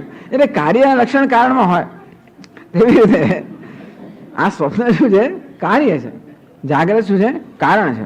અને માટે સ્વપ્નના લક્ષણ કારણમાં હોવા જોઈએ. અને તેથી આ જાગ્રત મિથ્યા છે. સ્વપ્ન મિથ્યા છે અને જાગ્રત એનું કારણ હોવાના કારણે જાગ્રત પણ મિથ્યા છે. એટલે કહે છે 10મા ફૂટનોટની અંદર જાગૃતસ્ય ઇતર સાધારણત્વે. આપણે શું કહે છે કે સ્વપ્નમાં જાગ્રતમાં તફાવત એવો છે ઇતર સાધારણત્વ. આ જાગ્રતના પદાર્થ ઇતર સાધારણ એટલે બીજા બધાને પણ સાધારણ છે. સ્વપ્નના પદાર્થો માત્ર મારા વ્યક્તિગત અનુભવના વિષય છે, જાગ્રતના પદાર્થો એક સાથે બધાના અનુભવના વિષય છે. હવે આપણી માન્યતા હોવાના કારણે આપણે જાગ્રતને સાચું માનીએ છીએ, સ્વપ્નને મિથ્યા સ્વીકારીએ છીએ. પણ એવું પણ નથી, ખરેખર એવું ના જ હોય. જાગ્રત કારણ હોવાને કારણે જે પ્રકારની અવસ્થા સ્વપ્નમાં પ્રવર્તમાન છે એવું જાગ્રતમાં પણ હોવું જોઈએ. અને માટે જાગ્રતના વિષયો પણ ઇતર સાધારણ છે એવું નથી હોતા. નહીતર જો એવું હોત, ધારો કે જાગ્રતના વિષય ઇતર સાધારણ હોત તો સ્વપ્નના પણ એવા હોવા જોઈતા હતા. કારણ એનું કારણ અને કાર્ય છે ને. તો સ્વપ્ન જાગ્રતનું કાર્ય હોવાને કારણે જે પ્રકારનું લક્ષણ જાગ્રતમાં હોય એવું સ્વપ્નમાં હોવું જોઈતું હતું. આ જાગ્રતના વિષયો જો ઇતર સાધારણ હોત તો સ્વપ્નના વિષયો પણ ઇતર સાધારણ હોત, પણ નથી. એટલા જ માટે કહીએ છીએ કે જાગ્રત સ્વપ્નનું કારણ હોવાના કારણે જાગ્રતના વિષયો પણ ઇતર સાધારણ નથી અને માટે મિથ્યા છે. ઇતર સાધારણ અર્થાત બધાને સર્વ સમાન રીતે અનુભવના વિષય થતા હોય. એટલે આનંદ તસ્યૈવ જાગૃતમ સત. તેથી આ જાગ્રત સત કે સાચું કોને મળે છે? જે સ્વપ્નમાં ઉઠ્યો છે એ પોતાના જાગ્રત અવસ્થાને સત્ય માને છે. વાસ્તવમાં તો સ્વપ્નવત તન મિથ્યાત્વમ. તેથી જેમ સ્વપ્નને કેમ આપણે મિથ્યા કહીએ છીએ? કારણ કે સ્વપ્ન જોનાર માટે સત્ય છે, બીજા બધા માટે નહીં. તેમ જાગ્રતમાં કોના માટે સત્ય છે? આ જાગ્રત જોનાર માટે સત્ય છે, બીજા બધા માટે નહીં. સ્વપ્ન કોના માટે સત્ય છે? સ્વપ્નના દર્શન કરનાર માટે. જો બીજા બધા માટે એટલું સત્ય હોત તો આપણે મિથ્યા ના કહેત. આમ સ્વપ્નના મિથ્યાત્વનું એક કારણ શું છે કે સ્વપ્ન દ્રષ્ટા માટે સત્ય છે, બીજા બધા માટે નથી. જાગ્રતનો પણ એ હેતુ છે કે જાગ્રતના પદાર્થો પણ કોના માટે સત્ય છે? માત્ર જાગ્રતનું દર્શન કરનાર માટે, બીજા બધા માટે નહીં. માટે જાગ્રત પણ કેવું છે? મિથ્યા છે. તસ્યૈવ જાગૃતમ સત. તસ્યૈવ સ્વપ્ન દૃશ્ય. એ માત્ર સ્વપ્નના દર્શન કરનાર માણસ માટે જ આ જાગ્રત સત્ય છે. ઇતિ સ્વપ્નવત તન મિથ્યાત્વ. તેથી સ્વપ્નની જેમ જાગ્રત પણ મિથ્યા છે. ઇતર સાધારણત્વ નથી. ટૂંકમાં જો હોત તો બંનેમાં સમાન હોત. એટલે કહીએ છીએ કે જાગ્રતમાં પણ ઇતર સાધારણત્વ નથી, એ પણ વ્યક્તિગત દર્શન જ છે. તો ગ્રહણાત એવી કહે છે. કહે છે 37મા શ્લોકમાં ગ્રહણાત જાગરિતવત તદ્ધેતુ સ્વપ્ન ઇષ્યતે તદ્ધેતુત્વાત્તુ તસ્યૈવ સજ્જાગરિતમિષ્યતે.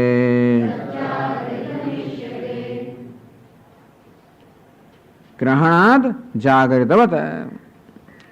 ગ્રહણાદ તો જે પ્રકારનું ગ્રહણ સ્વપ્નમાં થાય છે એવું જાગરણમાં થતું હોય, જાગૃતમાં થતું હોવાના કારણે, અથવા જાગ્રતમાં જેવું ગ્રહણ થાય છે એવું સ્વપ્નમાં થતું હોવાના કારણે તદ હેતુ સ્વપ્ન ઈશ્વરે. એટલે આપણે કહીએ છીએ કે સ્વપ્નનો હેતુ જાગૃત અવસ્થા છે. તદ હેતુત્વ તો પહેલી પંક્તિમાં બતાવ્યું કે જાગ્રત અવસ્થા સ્વપ્ન અવસ્થાનું કારણ છે. કારણ કે જાગ્રત અવસ્થામાં જે પ્રકારનો આ ગ્રાહક ગ્રાહ્યનો વ્યવહાર હોય છે એ પ્રકારનો વ્યવહાર સ્વપ્નમાં પણ હોવાને કારણે આપણે કહીએ છીએ કે જાગ્રત અવસ્થા સ્વપ્ન અવસ્થાનો હેતુ છે કે કારણ છે. તદ હેતુત્વાત. તો જો તમે જાગ્રતને સ્વપ્નનો હેતુ માનતા હો તેથી જ તસ્યૈવ જાગ્રત સત. અને તો પછી આ જાગ્રત પણ સત કોને મળે છે? જેમ સ્વપ્ન પણ સત કે સાચું કોને મળે છે? સ્વપ્ન જોનારને. અને તે રીતે જાગ્રત સ્વપ્નનો હેતુ હોવાને કારણે જાગ્રત પણ સત કોને મળે છે? માત્ર જાગ્રતના દર્શન કરનાર માટે. સ્વપ્ન સત્ય છે કોને માટે? સ્વપ્નના દર્શન કરનાર માટે. એ જ સ્વપ્ન આ જાગ્રતનું કાર્ય હોવાને કારણે જાગ્રતમાં પણ જાગ્રત કોણ માટે સત્ય છે? માટે જાગ્રતનું દર્શન કરનાર માટે, બીજા બધા માટે નહીં. અર્થાત ટૂંકમાં જેમ સ્વપ્નમાં ઇતર સાધારણત્વ નથી એમ જાગ્રતમાં પણ નથી, અને માટે જાગ્રત પણ મિથ્યા છે. તદ હેતુત્વાત્તુ તસ્યૈવ. તસ્યૈવ એટલે હા સ્વપ્ન દૃશ્ય હેવ. સ્વપ્નનું દર્શન કરનાર માટે આ જાગ્રત સત્ય ઈશ્વરે પ્રતીયતે. જો ભાષ્યકાર સમજાવે છે ઇતશ્ચ અસત્વમ જાગ્રત વસ્તુન હેત્વંતર પરત્વમ. બીજો હેતુ બતાવે છે કે જાગ્રત વસ્તુ અસત છે, મિથ્યા છે. સ્વપ્ન કારણત્વ રૂપ હેતુ. કારણ કે જાગ્રત સ્વપ્નનું કારણ છે માટે એ બીજું કારણ છે જેથી જાગ્રત મિથ્યા છે. જાગ્રત સ્વપ્નનું કારણ હોવાને કારણે પણ જાગ્રત મિથ્યા છે. બીજો હેતુ બતાવે છે. ઇતશ્ચ. ઇતશ્ચ એટલે આ બીજા હેતુને કારણે પણ અસત્વમ જાગ્રત વસ્તુના. જાગ્રતના પદાર્થો અસત છે. કેવી રીતે કે છે આગળ એ જ વસ્તુ કયું કારણ છે પોતે સમજાવે છે. જાગરિતવત જાગરિતસ્ય ઇવ ગ્રહણાત ગ્રાહ્ય ગ્રાહક રૂપેણ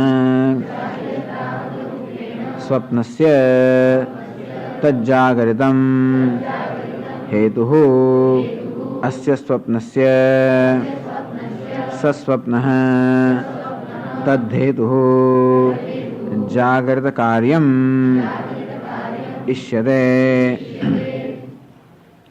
તો પહેલી પંક્તિમાં જાગ્રત ને સ્વપ્ન વચ્ચે કાર્ય કારણ ભાવ જે છે એ પહેલા સ્થાપિત કરે છે કે શા માટે આપણે કહીએ છીએ કે જાગ્રત કારણ છે ને સ્વપ્ન કાર્ય છે. શા માટે? જાગૃતવત જાગૃતસ્ય જેમ જાગ્રત મનુષ્ય હોય એને જેમ હોય છે ગ્રહણાત ગ્રાહ્ય ગ્રાહક રૂપે ને ગ્રહણાત. ટૂંકમાં જે જાગ્રત પુરુષ હોય છે એનો જાગ્રત અવસ્થામાં અનુભવ કેવો હોય છે? ગ્રાહ્ય ગ્રાહકનો અનુભવ, દ્રષ્ટા દૃશ્યનો અનુભવ. એમ જેમ જાગ્રત અવસ્થામાં પુરુષને હોય છે તે રીતે ગ્રહણાત અનુભવમાનત્વાત. તો આપણે આ રીતે આવો ગ્રાહ્ય ગ્રાહકના ભેદનો અનુભવ કરતા હોય જાગ્રત અવસ્થામાં. સ્વપ્નસ્ય તો એ જ પ્રમાણે સ્વપ્નમાં પણ એવો ગ્રાહ્ય ગ્રાહકનો અનુભવ થતો હોવાના કારણે એમ કહેવાય છે કે જાગ્રત સ્વપ્નનું કારણ છે. બસ અહીં ગ્રાહ્ય ગ્રાહક અનુભવ છે એવો જ અનુભવ સ્વપ્નમાં થતો હોવાના કારણે આપણે કહીએ છીએ. કેમ કહીએ છીએ? હજી સ્વીકાર્યું નથી પણ કહીએ છીએ કારણ કે એમથી કંઈક ફાયદો થાય છે. એટલું અત્યારે એક કન્ડિશનલ એક્સેપ્ટન્સ પાક્ષિક સ્વીકાર છે કે ભાઈ આટલું હા ચાલો, કારણ કે આ બંનેમાં સમાનતા છે અને માટે આપણે કહીએ છીએ કે સ્વપ્ન કાર્ય છે, જાગ્રત કારણ છે. તેથી સ્વપ્ન તદ્ધેતુ તજાગ્રતમ હેતુ અસ્ય સ્વપ્નસ્ય સસ્વપ્ન તદ્ધેતુ. આમ જાગૃતમ એનું કારણ હોવાના કારણે સ્વપ્નને તદ્ધેતુ એટલે કે જાગ્રત કાર્યમ. ટૂંકમાં સ્વપ્ન છે એ જાગ્રત અવસ્થાનું કાર્ય છે. ઈષ્યતે એવું સ્વીકારવામાં આવે છે કારણ કે જાગ્રત પુરુષને જેવો ગ્રાહ્ય ગ્રાહકનો અનુભવ થાય છે એ પ્રકારનો અનુભવ સ્વપ્ન દ્રષ્ટાને થતો હોવાના કારણે આપણે સ્વીકારીએ છીએ હમણાં પૂરતું કે સ્વપ્ન જાગ્રતનું કાર્ય છે. પેલો ખુશ થયો પણ એ હવે હેતુ પકડશે. આનું કાર્ય જેના કારણ છે માટે કારણની અંદર કાર્યના લક્ષણો હોવા જોઈએ. તેથી કારણ કે જાગ્રત કાર્ય છે મારે મિથ્યા છે, જાગ્રત કારણ છે મારે કાર્યની જેમ એ પણ મિથ્યા છે એ બતાવે છે. એ બીજી પંક્તિમાં તદ્ધેતુત્વાત કે છે ભાષ્યમાં તદ્ધેતુત્વાત જાગ્રત કાર્યત્વાત તસ્યૈવ સ્વપ્ન દૃશ એવ સજ્જાગરિતમ ન તો અન્યેષાં યથા સ્વપ્નઃ ઇતિ અભિપ્રાયઃ.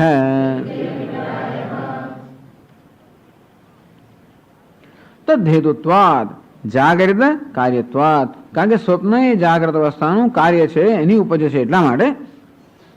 તસ્યૈવ સ્વપ્ન દૃશ્ય એવ જાગૃતમ સત સત જાગૃત જાગૃતમ સત કે વિદ્યમાનમ. તો જાગ્રત જે અવસ્થા છે એ સત્ય આપણે માનીએ છીએ. એ કેમ માનીએ છીએ? સ્વપ્નમાંથી ઉઠેલો માણસ એ જુએ છે કે આ પેલા જેવું જ છે. સ્વપ્નમાં જે પ્રકારનો અનુભવ કરેલો એ પ્રકારના અનુભવ જાગ્રત અવસ્થામાં કરતો હોવાને કારણે કે હો આ સત્ય છે અને આનામાંથી પેલું ઉત્પન્ન થયેલું અને માટે એને સત્ય કહે છે. પણ સત્ય કોને માને છે? માત્ર પેલા સ્વપ્નમાંથી ઉઠેલો છે એને માટે જ સત્ય છે. સ્વપ્ન દૃશ્ય હેવ જાગૃતમ સત ન તો અન્યેષામ. એ માણસ જે જુએ છે એ બીજા કોઈ જોતું નથી. ન તો અન્યેષામ બીજા બધા લોકો જાગ્રત છે એ કે એમનું પોતાનું જગત જોતા હશે. ટૂંકમાં આ માણસ જે જુએ છે એ કે બીજા બધા જોતા નથી. યથા સ્વપ્ન ઇતિ અભિપ્રાય. જેમ સ્વપ્ન પણ પોતાનું વ્યક્તિગત દર્શન છે અને બીજા લોકોને એમાં પ્રવેશ નથી તેમ જાગ્રત પણ વ્યક્તિગત દર્શન જ છે અને કોઈ સર્વસામાન્ય દર્શન નથી. સર્વસામાન્યને સત્ય કહેવાય. તો બ્રહ્મ એ સર્વસામાન્ય હોવાને કારણે એમને સત્ય કહેવાય. જે સર્વસામાન્ય નથી એ સત્ય નથી. સત્ય ક્યારે વ્યક્તિગત ના હોય. સત્ય ક્યારે વ્યક્તિગત હોય એને સત્ય ના કહીએ. હું એને સાચું કહું છું, તું કહેતો હોય કે નહીં પણ આ બધા સાચું કહે છે કે નહીં. ટૂંકમાં સત્ય કોને કહેવાય? જે બધાને માટે એક સમાન છે. તેમ જાગ્રત અવસ્થા સત્ય કહી શકાય ત્યારે જો બધાને એક સમાન અનુભવ થતો હોત તો. એવું નથી થતું. ખરેખર જાગ્રત અવસ્થા પણ કેવી છે? વ્યક્તિગત સત્ય જ છે. એ મને કેમ સત્ય લાગે છે? કારણ કે સ્વપ્નમાં જેવું જોયેલું એ જ બધું જાગ્રતમાં ઉઠીને જોવું એટલે હું નક્કી કરું કે હા હા આ જાગ્રત તો કારણ છે અને આમાંથી પેલું ઉત્પન્ન થયેલું એ મિથ્યા છે પણ આ કેવું છે? સત્ય છે. આમ જાગૃતિ સત્ય જણાય છે સ્વપ્ન દૃશ્ય એવ આ સ્વપ્નના દર્શન કરનાર માટે જ. એ આગળ સમજાવે છે. અને આનંદગીરી એને માટે કહે છે આગળ સતી પ્રમાદરી બાધ્યત્વમ સ્વપ્નસ્ય મિથ્યાત્વમ. કોઈ પેલો પૂછે છે પૂર્વ પક્ષી કે સ્વપ્નનું મિથ્યાત્વ સમજી શકાય સતી પ્રમાતરી બાધ્યત્વમ સ્વપ્નસ્ય મિથ્યાત્વમ. જો ત્રીજું ફૂટનોટ કહે છે સ્વપ્નો હિ પ્રમાતુ સદભાવકાર એવ બાધ્યતે ઇતિ સહસ્તુ મિથ્યા. એટલે આ સ્વપ્ન જે છે એ તો જાણે કે એનો બહાર થઈ જાય છે માટે ભલે મિથ્યા હોય. જાગૃતસ્ય તું પ્રમાતરે વિદ્યમાને બાધ અનુપલંભાત. પણ આ જાગ્રત અવસ્થામાં તો એનું ક્યારે બાદ થતો જ નથી અને માટે એને તો મિથ્યા કેમ કહી શકો.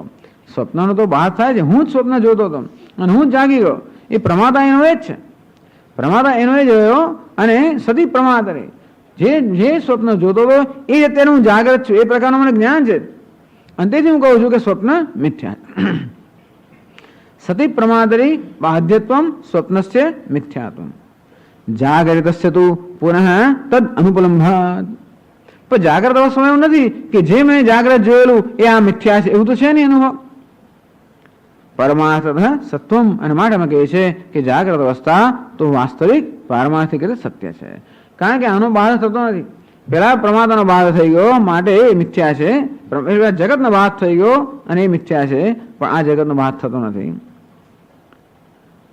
આપણે કહીએ કે કાર્યને કારણ સમાન હોવું તો કઈ કાર્યસ્ય મિથ્યાત્વે કારણસ્ય મિથ્યાત્વ વિમાન અભાવાત. કાર્ય મિથ્યા હોય માટે કારણ મિથ્યા હોવું જોઈએ એવો કોઈ નિયમ નથી. એટલે સ્વપ્ન મિથ્યા હોય મને સ્વપ્નનું કારણ જાગ્રત મિથ્યા હોવું જોઈએ એવો નિયમ નથી. બરોબર પહેલો કહે છે નહીં સર્વસાધારણ વિદ્યમાનમ ચ જાગ્રતમ મિથ્યા ભવિતુમ યુક્તમ. આ જાગ્રતને કેમ મિથ્યા કહી શકો? સર્વસાધારણ આ બધાનો જે સૂર્ય મને દેખાય છે એ બધાને દેખાય છે. આ જે વસ્તુઓ મને દેખાય છે બધાને સર્વસાધારણ અનુભવનો વિષય છે. અને સ્વપ્નમાં કેવું છે? વ્યક્તિગત અનુભવનો વિષય છે. આ જાગ્રત સર્વસાધારણ અનુભવનો વિષય છે અને માટે આવા જાગ્રત જે સર્વસાધારણ અનુભવનો વિષય છે એને મિથ્યા કહેવું યોગ્ય નથી. આ પ્રકારની સમજ આપવામાં છે. જો આપણે જાગ્રત અવસ્થાને કેમ સત્ય કહીએ છીએ? આ બધા કારણો નથી.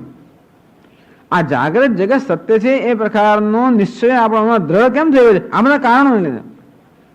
એટલે જે કારણોથી આપણે જાગ્રત સત્ય એક પછી એક કારણોનું અહીંયા આગળ વિશ્લેષણ કરવામાં આવે બતાવે છે કે ખરેખર જાગ્રતને સત્ય કહેવા માટે આપણી પાસે કોઈ વેલિડ એટલે કે ખરેખર કોઈ સાચું કારણ છે જ નહીં. આપણે માની લીધેલી વસ્તુઓને કારણે આ જાગ્રત સત્ય છે એ પ્રકારનો આપણે નિશ્ચય કરેલો છે. એટલે યથા શંકરે સમજાવે છે યથા સ્વપ્ન દૃશ્ય વસન. જેમ સ્વપ્ન સન એટલે કે સાચું. આ સ્વપ્ન કોના માટે સાચું છે? સ્વપ્નના દર્શન કરવા માટે સ્વપ્ન સાચું છે. સાધારણ વિદ્યમાન વસ્તુ અવભાસતે. હું સ્વપ્નને કેમ સાચું કહું છું? સ્વપ્ન જયારે જોતો હોઉં ત્યારે હું સ્વપ્નને કેમ સાચું કહેતો હોઉં છું? કારણ કે હું જે જોઉં છું એ બધા જોતા હોય છે. આમ સ્વપ્નના જે બધા બીજા લોકો હોય છે ને બધા એ લોકો હું જે જોઉં છું તે જ જોતા હોય છે. આમ જ્યારે હું સ્વપ્નના દર્શન કરતો હોઉં ત્યારે સ્વપ્નના પદાર્થો પણ સર્વસાધારણ છે એ પ્રકારનો મારો નિશ્ચય હોવાના કારણે તે વખતે હું સ્વપ્નને સત્ય કહું છું. સ્વકાલે સત્યવત ભાતિ. આમ જ્યારે સ્વપ્ન ચાલતું હોય ત્યારે સત્ય હું ત્યારે કેમ કહું છું? કારણ કે સર્વસાધારણ અનુભવનો વિષય છે એ પ્રકારનો મારી સમજ છે. એટલા માટે પણ શંકરાચાર્ય કહે છે કે એ પણ નિશ્ચય કોનો છે? પેલા સ્વપ્નને જોનારનો જ છે. સાધારણ વિદ્યમાન વસ્તુ અવભાસતે. ટૂંકમાં સત્ય કહેવાનું એક કારણ છે સાધારણ વિદ્યમાન વસ્તુવત અવભાસનમ. બીજા બધાને પણ એક સમાન રીતે અવભાષિત થાય છે એ પ્રકારની મારી સમજને કારણે એ અનુભવનું સત્ય કહું છું. અને જાગ્રતને પણ સત્ય કહેવાનું આ એક કારણ છે કે હું જે અનુભવું છું એ જ બીજા લોકો અનુભવે છે. તો કે છે ના, આ જાગ્રતમાં પણ એવું નથી. તથા તત્કારણત્વાત સાધારણ વિદ્યમાન વસ્તુવત અવભાસનમ જાગૃતસ્ય. અને તેથી બધો સ્વપ્નવાળો કહે છે ઉઠીને કે હા આ જાગ્રતમાં પણ મને જે દેખાય છે એ બધાને એક સમાન દેખાય છે. પેલા સંસ્કાર છે અને તેથી કહે છે કે જાગ્રતના પદાર્થો પણ બધાને એક સમાન દેખાય છે. નતુ સાધારણમ વિદ્યમાન વસ્તુ. વાસ્તવમાં મને જાગ્રત અવસ્થામાં પણ જે દેખાય છે એ મારું વ્યક્તિગત દર્શન છે. સ્વપ્નવત એ હોય તે અભિપ્રાય સ્વપ્નની જેમ જ. ટૂંકમાં જેવી રીતે સ્વપ્નમાં બધું જ મેં સર્જન કર્યું, સ્વપ્નમાં મારી જાતનું સર્જન તો કર્યું, જોડે બધા બીજાઓનું સર્જન કર્યું અને પછી આ ખ્યાલનું પણ સર્જન કર્યું. બધા એક સમાન દેખાય છે. જાગૃતમાં પણ આ મનનું આ બધું સ્પંદન છે એમાંથી આ બધું સર્જાયેલું છે અને એ સ્વપ્ન હું જોઈ રહ્યો છું. મોટું માનું છું કે આ સત્ય છે.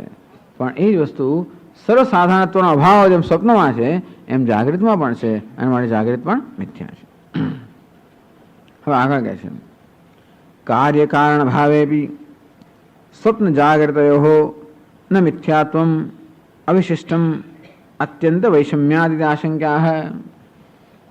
આગળ કહ્યું કે આ કાર્યને કારણ ભાવ હોવાને કારણે કાર્ય મિથ્યા છે, માટે કારણમાં મિથ્યા છે. એટલે હવે આગળ પ્રશ્ન કરે છે કે ભલે સ્વપ્ન અને જાગૃત વચ્ચે કાર્ય કારણ ભાવ હોય છતાં પણ આ જાગૃત મિથ્યા છે એ કહેવું બરોબર નથી. કેમ? સ્વપ્ન જાગૃતયો ન મિથ્યાત્વમ અવિશિષ્ટમ. ટૂંકમાં સ્વપ્ન જાગૃત બંને મિથ્યા છે, ભલે કાર્ય કારણ ભાવ છે છતાં પણ બંને સમાન મિથ્યા છે એ કહેવું યોગ્ય નથી. કેમ? અત્યંત વૈષમ્યાદ. બેમાં બહુ વિષમતા છે. સ્વપ્નના વિષયો અને જાગૃતના વિષયોમાં અત્યંત વિષમતા હોવાને કારણે એ બતાવશે વિષમતા શું છે. પહેલા અસ્થિર વિષયો છે. સ્વપ્નના વિષયો કેવા છે? ચલાયમાન છે, અસ્થિર છે. જાગૃતના વિષયો કેવા છે? સ્થિર છે.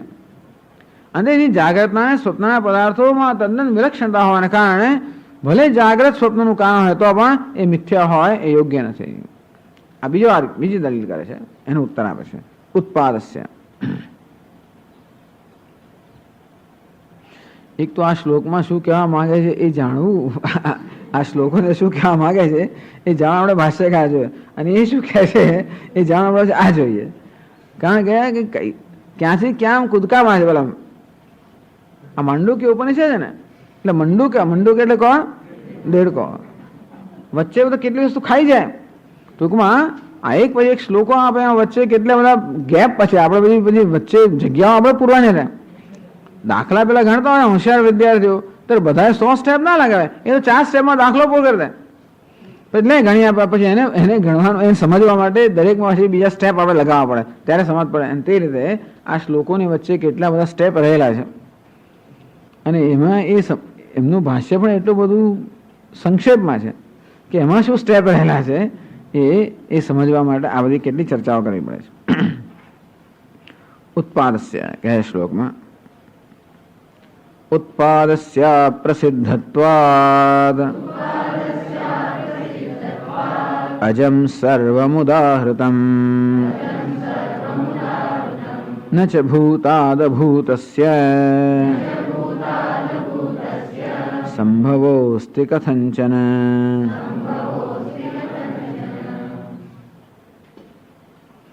ઉત્પાદસ્ય અપ્રસિદ્ધત્વાદ.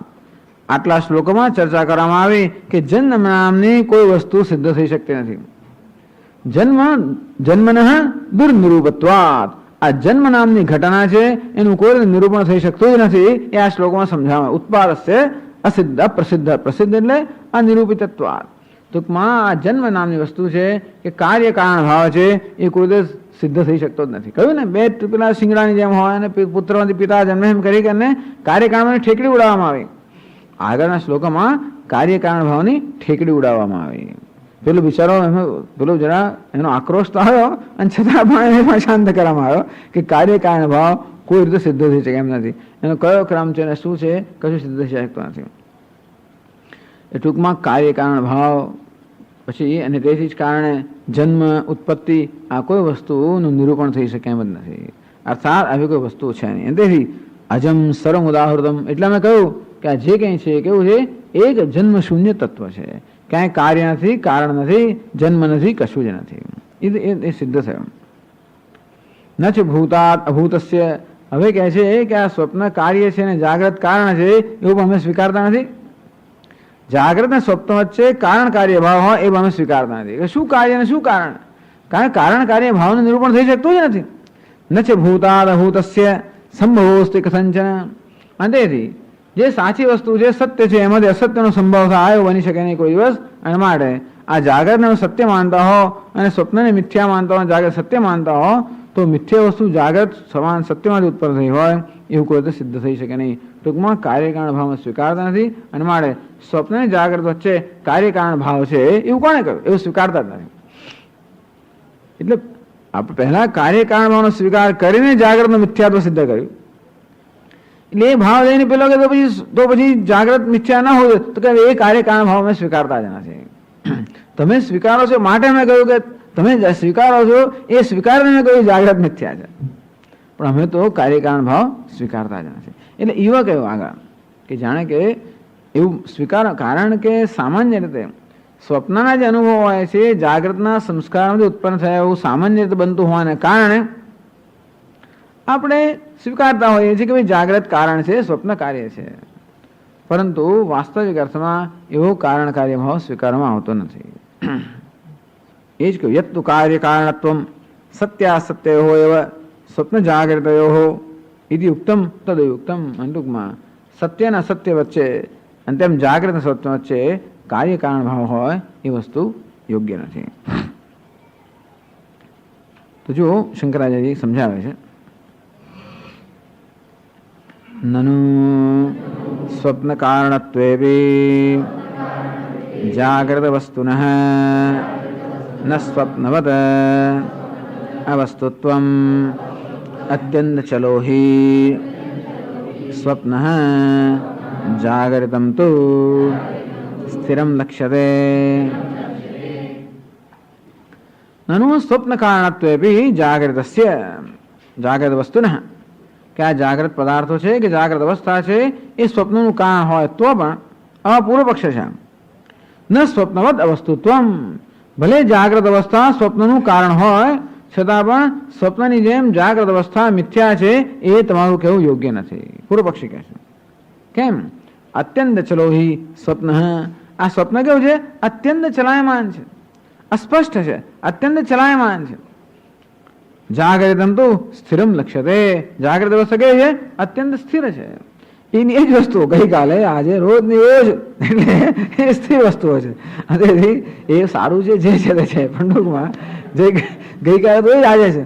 એટલે સ્વામી ક્યારે છૂટશે એમ લોકો ઘણી વાર પૂછતા હોય છે, ક્યારે બંધ છૂટશે ક્યારે?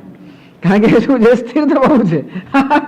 સ્વપ્નમાં થોડી સ્વતંત્રતા છે, એટલે ફટાફટ જે કરવું એ જલ્દી થઈ જાય. આ જાગ્રતમાં સ્વતંત્રતા નથી, કારણ કે વસ્તુઓ સ્થિર છે એવું હોવાને કારણે. એટલે એ જાગ્રત ને સ્વપ્ન સમાન નથી. એટલે જાગૃતમ તું સ્થિરમ લક્ષ્યતે. જાગ્રત કેવું છે? સ્થિર છે. સ્વપ્નના પદાર્થો કેવા છે? અત્યંત ચલાયમાન છે. એટલે એકદમ વિષમતા છે ને. એટલે પેલા પદાર્થો જે મિથ્યા હોય સ્વીકારવા તૈયાર છે કે ચલાયમાન છે, પણ અત્યંત સ્થિર પદાર્થો મિથ્યા હોય કેમ સ્વીકારી શકાય? એવાનો પ્રશ્ન છે. ભલે ને આ બંને વચ્ચે કાર્યકારણ ભાવ હોય તો પણ આમ બંને સ્વભાવની વિષમતા હોવાને કારણે જાગૃત અવસ્થા મિથ્યા છે એ કેમ સ્વીકારી શકાય? તો ઉત્તર આપે, પૂછે છે કિમિદમ વૈલક્ષણ્યમ અવિવેકીનામ પ્રતિભાતિ કિમ વા વિવેકીનામ. આ તમે વિલક્ષણતા કે સ્વપ્ન પદાર્થો જાગ્રત કરતા કે જાગ્રત પદાર્થો સ્વપ્ન કરતા વિલક્ષણ છે. એક અત્યંત ચલાયમાન છે, બીજા સ્થિર છે, એમ વિલક્ષણતા. તો આ વિલક્ષણતા કિમ ઇદમ વૈલક્ષણ્યમ અવિવેકીનામ પ્રતિભાતિ કિમ વા વિવેકીનામ. આ તમે જે વિલક્ષણતા બતાવો છો જાગ્રત અને સ્વપ્ન વચ્ચે, એ અવિવેકી લોકોને દેખાય છે કે વિવેકી લોકોને દેખાય છે? આમ જાગ્રત ને સ્વપ્નના પદાર્થોમાં વિલક્ષણતા છે એ પ્રકારની સમજ અવિવેકી લોકોની છે કે વિવેકી લોકોની છે? આદ્ય મંગી કરો તમે કહો છો સાચું છે. કોણ પણ સાચું છે? અવિવેકી લોકો પણ સાચું છે. એટલે ભાષ્યકાર કહે છે સત્યમ સત્યમ એવમ અવિવેકિનામ સ્યાત વિવેકિનામ તો ન કસ્યચિદ વસ્તુનઃ उत्पादः प्रसिद्धः अतः अप्रसिद्धत्वाद् उत्पादस्य आत्मा एव सर्वम् इति अजं सर्वमुदाहृतं वेदान्तेषु सबाख्याभ्यन्तरो ह्यज इति. સત્યમ એવમ તમે કહો છો સાચું છે. અવિવેકી નામ સ્યાત. અવિવેકી મનુષ્ય માટે આ જાગ્રત સ્વપ્નમાં ઘણો વૈલક્ષણ્ય છે એ અવિવેકી મનુષ્ય માટે. ત્યારે વિવેકી નામ તું, પરંતુ વિવેકી મનુષ્ય માટે ન કસ્યચિદ વસ્તુના ઉત્પાદ પ્રસિદ્ધ. પણ વિવેકી મનુષ્યની દ્રષ્ટિમાં કોઈ વસ્તુનો જન્મ સિદ્ધ જ નથી થતો.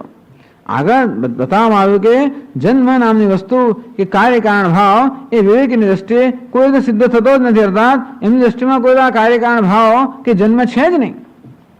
અતઃ એ જ કારણથી અપ્રસિદ્ધત્વાદ ઉત્પાદસ્ય, કારણ કે ઉત્પાદન અર્થાત ઉત્પત્તિ એટલે જન્મ, એની પ્રસિદ્ધિ અર્થાત કોઈ રીતે બુદ્ધિપૂર્વક સિદ્ધ ન થઈ શકે. માટે આત્મા સર્વમ, આમાં વિવેક અને અવિવેક એટલે એક લાગણીવશ મનુષ્ય અને બીજો બુદ્ધિમાન મનુષ્ય, આટલો જ ભેદ છે આમાં. આ સંસ્કારો ક્યાં છે? આ બધું સત્યતા છે ને કારણે અપાય છે, બે કારણે. એક તો બુદ્ધિની મુશ્કેલીને કારણે અને બીજું લાગણી વશતાને કારણે. લાગણી વશતા, શીલતા જુદી વસ્તુ, લાગણી વશતાને કારણે પેલા સંસ્કારોનો વશ બનાવી રહ્યા છે અને આપણે વશમાં લઈને આપણી પાસે અનેક પ્રકારના અભિપ્રાયો પણ રખાવડાવે છે, અનેક પ્રકારનું વર્તન કરાવડાવે છે. અવિવેકીમાં આ બંધનો સમાવેશ થઈ જાય. અવિવેકી નામ એવમ સ્યાદ, વિવેકી નામ તું ન કસ્યદ વસ્તુ ઉત્પાદ પ્રસિદ્ધ, અતઃ ઉત્પાદસ્ય પ્રસિદ્ધત્વાત આત્મા એવ. ક્યાંય ઉત્પાદન છે નહીં, ક્યાંય સર્જન છે નહીં, ક્યાંય વિકાર છે નહીં, અને માટે એક અદ્વિતીય આત્મા, અજન્મા જન્મ શૂન્ય આત્મા એ જ એક તત્વ છે. ઇતિ ઉદાહૃતમ, આ રીતે શ્રુતિમાં પણ જાહેર કરવામાં આવ્યું છે. વેદાંતેષુ ઉદાહૃતમ સબાહ્યાભ્યંતરો હેજયતિ. એક જ વાક્ય આવડે છે ટૂંકમાં. આ એક જ વાક્ય અહીંયા બે ચાર વાક્યો જ ગોળા કરે છે મહારાજ. વાચારમણમ વિકારો નામધેયમ અને સબાહ્યાભ્યંતરો. પેલા વૈતથ્ય પ્રકરણમાં વાચારમણમ વિકારો નામધેયમ અને અદ્વૈત પ્રકરણમાં સબાહ્યાભ્યંતરો અજહ. એક એમને મળ્યું અજહ, જન્મ રહિત છે.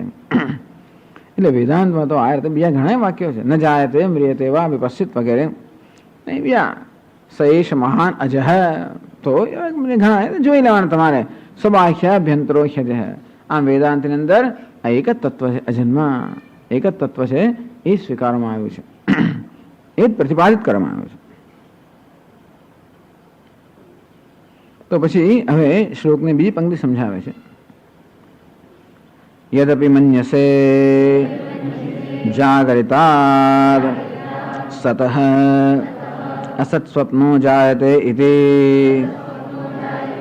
તદસત ન ભૂતાદ વિદ્યમાનાદ અભૂતસ્ય અસતઃ સંભવોસ્તિ લોકે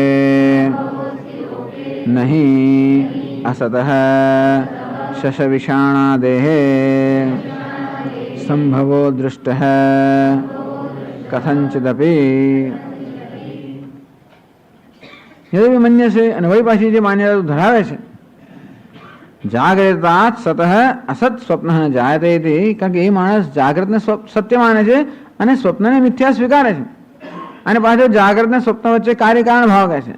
એટલે એવી તું જે એવો ખ્યાલ ધરાવે છે કે જાગ્રત જે સત્ય છે એમાંથી આ સ્વપ્ન જે મિથ્યા છે એની ઉત્પત્તિ થઈ, એની જો માન્યતા ધરાવે છે, તદ અસત, એ પણ તારી માન્યતા ભૂલ ભરેલી છે, ખોટી છે. કેમ? ન ભૂતાદ વિદ્યમાનાદ અભૂતસ્ય અસત સંભવસ્તિ લોકે. વ્યવહારની અંદર ક્યારે જોયું છે કે કોઈ સાચી વસ્તુમાંથી અવિદ્યમાન વસ્તુ અસતનો જન્મ થયો હોય? નહીં. અસત શસ્ય વિષાણાદેહે સંભવ દૃષ્ટ કથંચિત અપી. ક્યારેય કોઈ વસ્તુમાંથી આપણે સસલાનું શિંગડું જન્મ્યું હોય કે ઉત્પન્ન થયું જોયું છે? કશી વસ્તુમાંથી સસલાના શિંગડાની ઉત્પત્તિ થયું જોયું તમે? કોઈ વિદ્યમાન વસ્તુમાંથી અવિદ્યમાન વસ્તુ ઉત્પન્ન થાય, ઉત્પન્ન કેવું થાય? અવિદ્યમાન જે છે એની ઉત્પન્ન કેમ થાય? સ્વપ્ન છે જ ને, એની ઉત્પત્તિ કેવી થાય? અને જાગ્રત તમારી દ્રષ્ટિએ સત્ય છે, એમાંથી પણ આ સ્વપ્ન જે અસત્ય છે એની ઉત્પત્તિ કેમ થઈ શકે? ટૂંકમાં જાગ્રત અને સ્વપ્ન વચ્ચે જે કાર્યકારણ ભાવ માને છે પણ બરોબર નથી.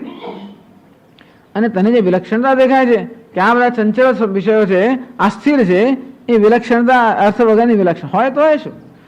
મિથ્યાત્વનો સમાન જ છે. અને તેથી મિથ્યાત્વની દ્રષ્ટિએ કોઈ વિલક્ષણતા નથી. આવી વિલક્ષણતા હોય કે એક ચંચળ વિષયો છે, અસ્પષ્ટ વિષયો છે, આ દ્વય કાળ, આ બધું ચર્ચા થઈ ગઈ છે ત્યાં વૈતથ્ય પ્રકરણની અંદર, કે આ સ્વપ્નના વિષયો દ્વય બે કાળના નથી, જાગૃતના વિષયો બે કાળના. એટલે ગઈકાલે જોયું એ આજે જોઉં છું, ગઈકાલે જે માઇક્રોફોન હતું એ જ આજે છે. અને તેથી રોજ રોજ એના વિષય જોઈએ.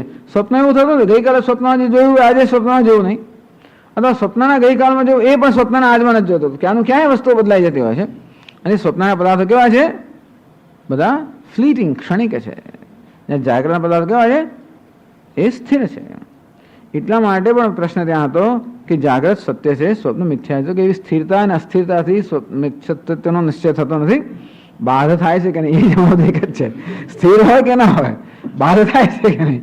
અને એક જ એ માટેનો નિયમ છે, જે બાધિત થાય એ અસત્ય છે, મિથ્યા છે. બસ સ્થિર હોય કે ના હોય, અને એટલે આવો કાર્યકારણ ભાવ પણ સંભવ નથી. ઓકે, ચાલો આગળ. ઓમ પૂર્ણમદ પૂર્ણમિદમ પૂર્ણાત પૂર્ણમુદચ્યતે પૂર્ણસ્ય પૂર્ણમાદાય પૂર્ણમેવાવશિષ્યતે. ઓમ શાંતિ શાંતિ શાંતિ. શંકરં શંકરાચાર્યં કેશવં બાદરાયણં સૂત્રભાષ્યકૃતૌ વંદે ભગવन्तौ પુનઃ પુનઃ. ઈશ્વરો ગુરુરાત્મેતિ મૂર્તિભેદવિભાગિને વ્યોમવદ્વ્યાપ્તદેહાય દક્ષિણામૂર્તયે નમઃ. ઓમ શાંતિ શાંતિ શાંતિ.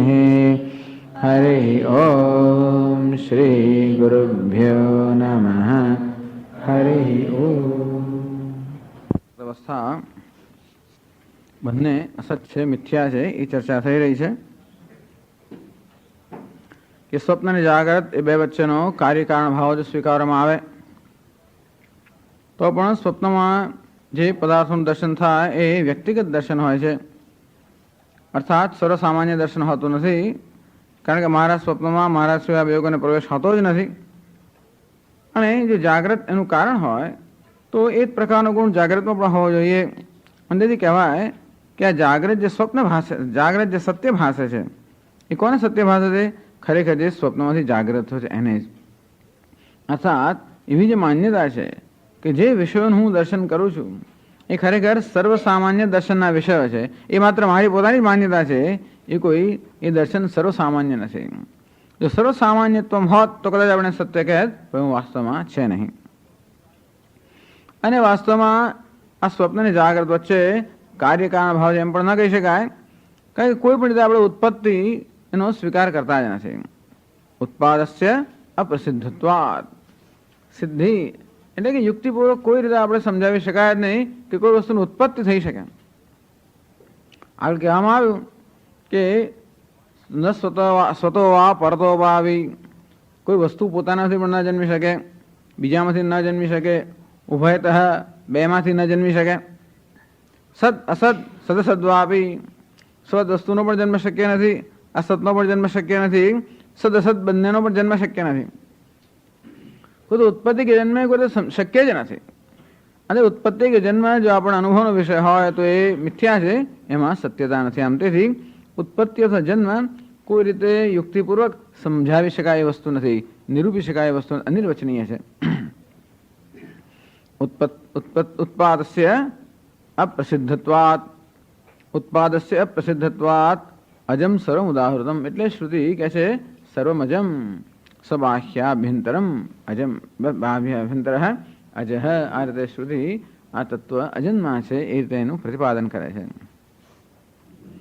તો પણ એમ કેમ ન હોય કે સ્વપ્નનું જાગ્રતમાંથી સર્જન થાય, જાગ્રત કારણ હોય, સ્વપ્ન કાર્ય હોય, શા માટે નહીં?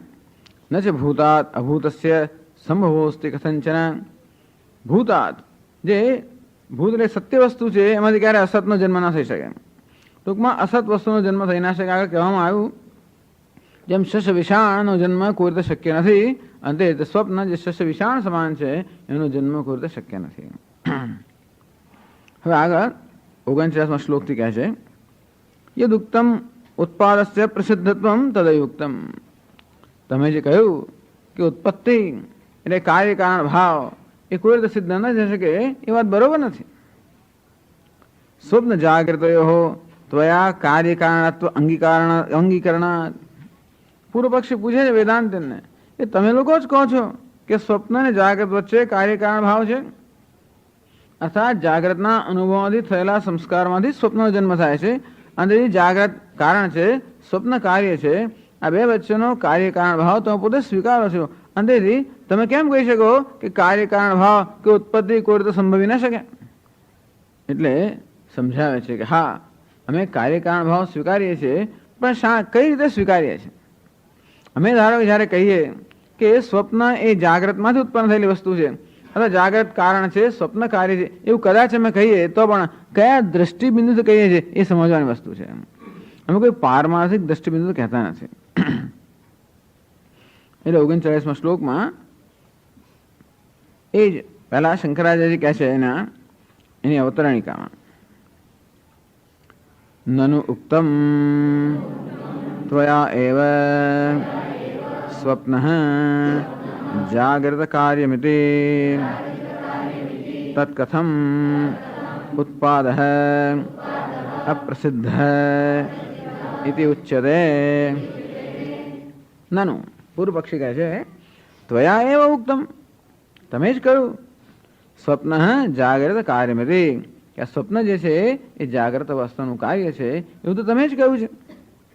તત્ કથમ ઉત્પાદ અપ્રસિદ્ધ ઉચ્યતે ત્વયા, તો પછી આપ કેમ કહી શકો કે ઉત્પાદ અર્થાત ઉત્પત્તિ શક્ય નથી, એવું કેમ કહી શકો? આપે જ જ્યારે કહ્યું કે સ્વપ્ન જાગ્રતમાંથી ઉત્પન્ન થાય છે અને પછી તમે જ કહો છો કે ઉત્પત્તિ નામની કોઈ શક્ય નથી, આ કેવી રીતે? બંને અમે કહીશું. હા, એ કઈ રીતે? તો શૃણુ એટલે કે છે આનંદગીરી, જાગરિતે દૃષ્ટ્યસ્ય સ્વપ્ને દર્શનાત જાગરિતસ્ય સ્વપ્ન પ્રતિ કારણત્વમ ચેત. એટલે મેં તો એમ કહીએ છીએ કે જાગરિતે દૃષ્ટસ્ય સ્વપ્ને દર્શનાત, કારણ કે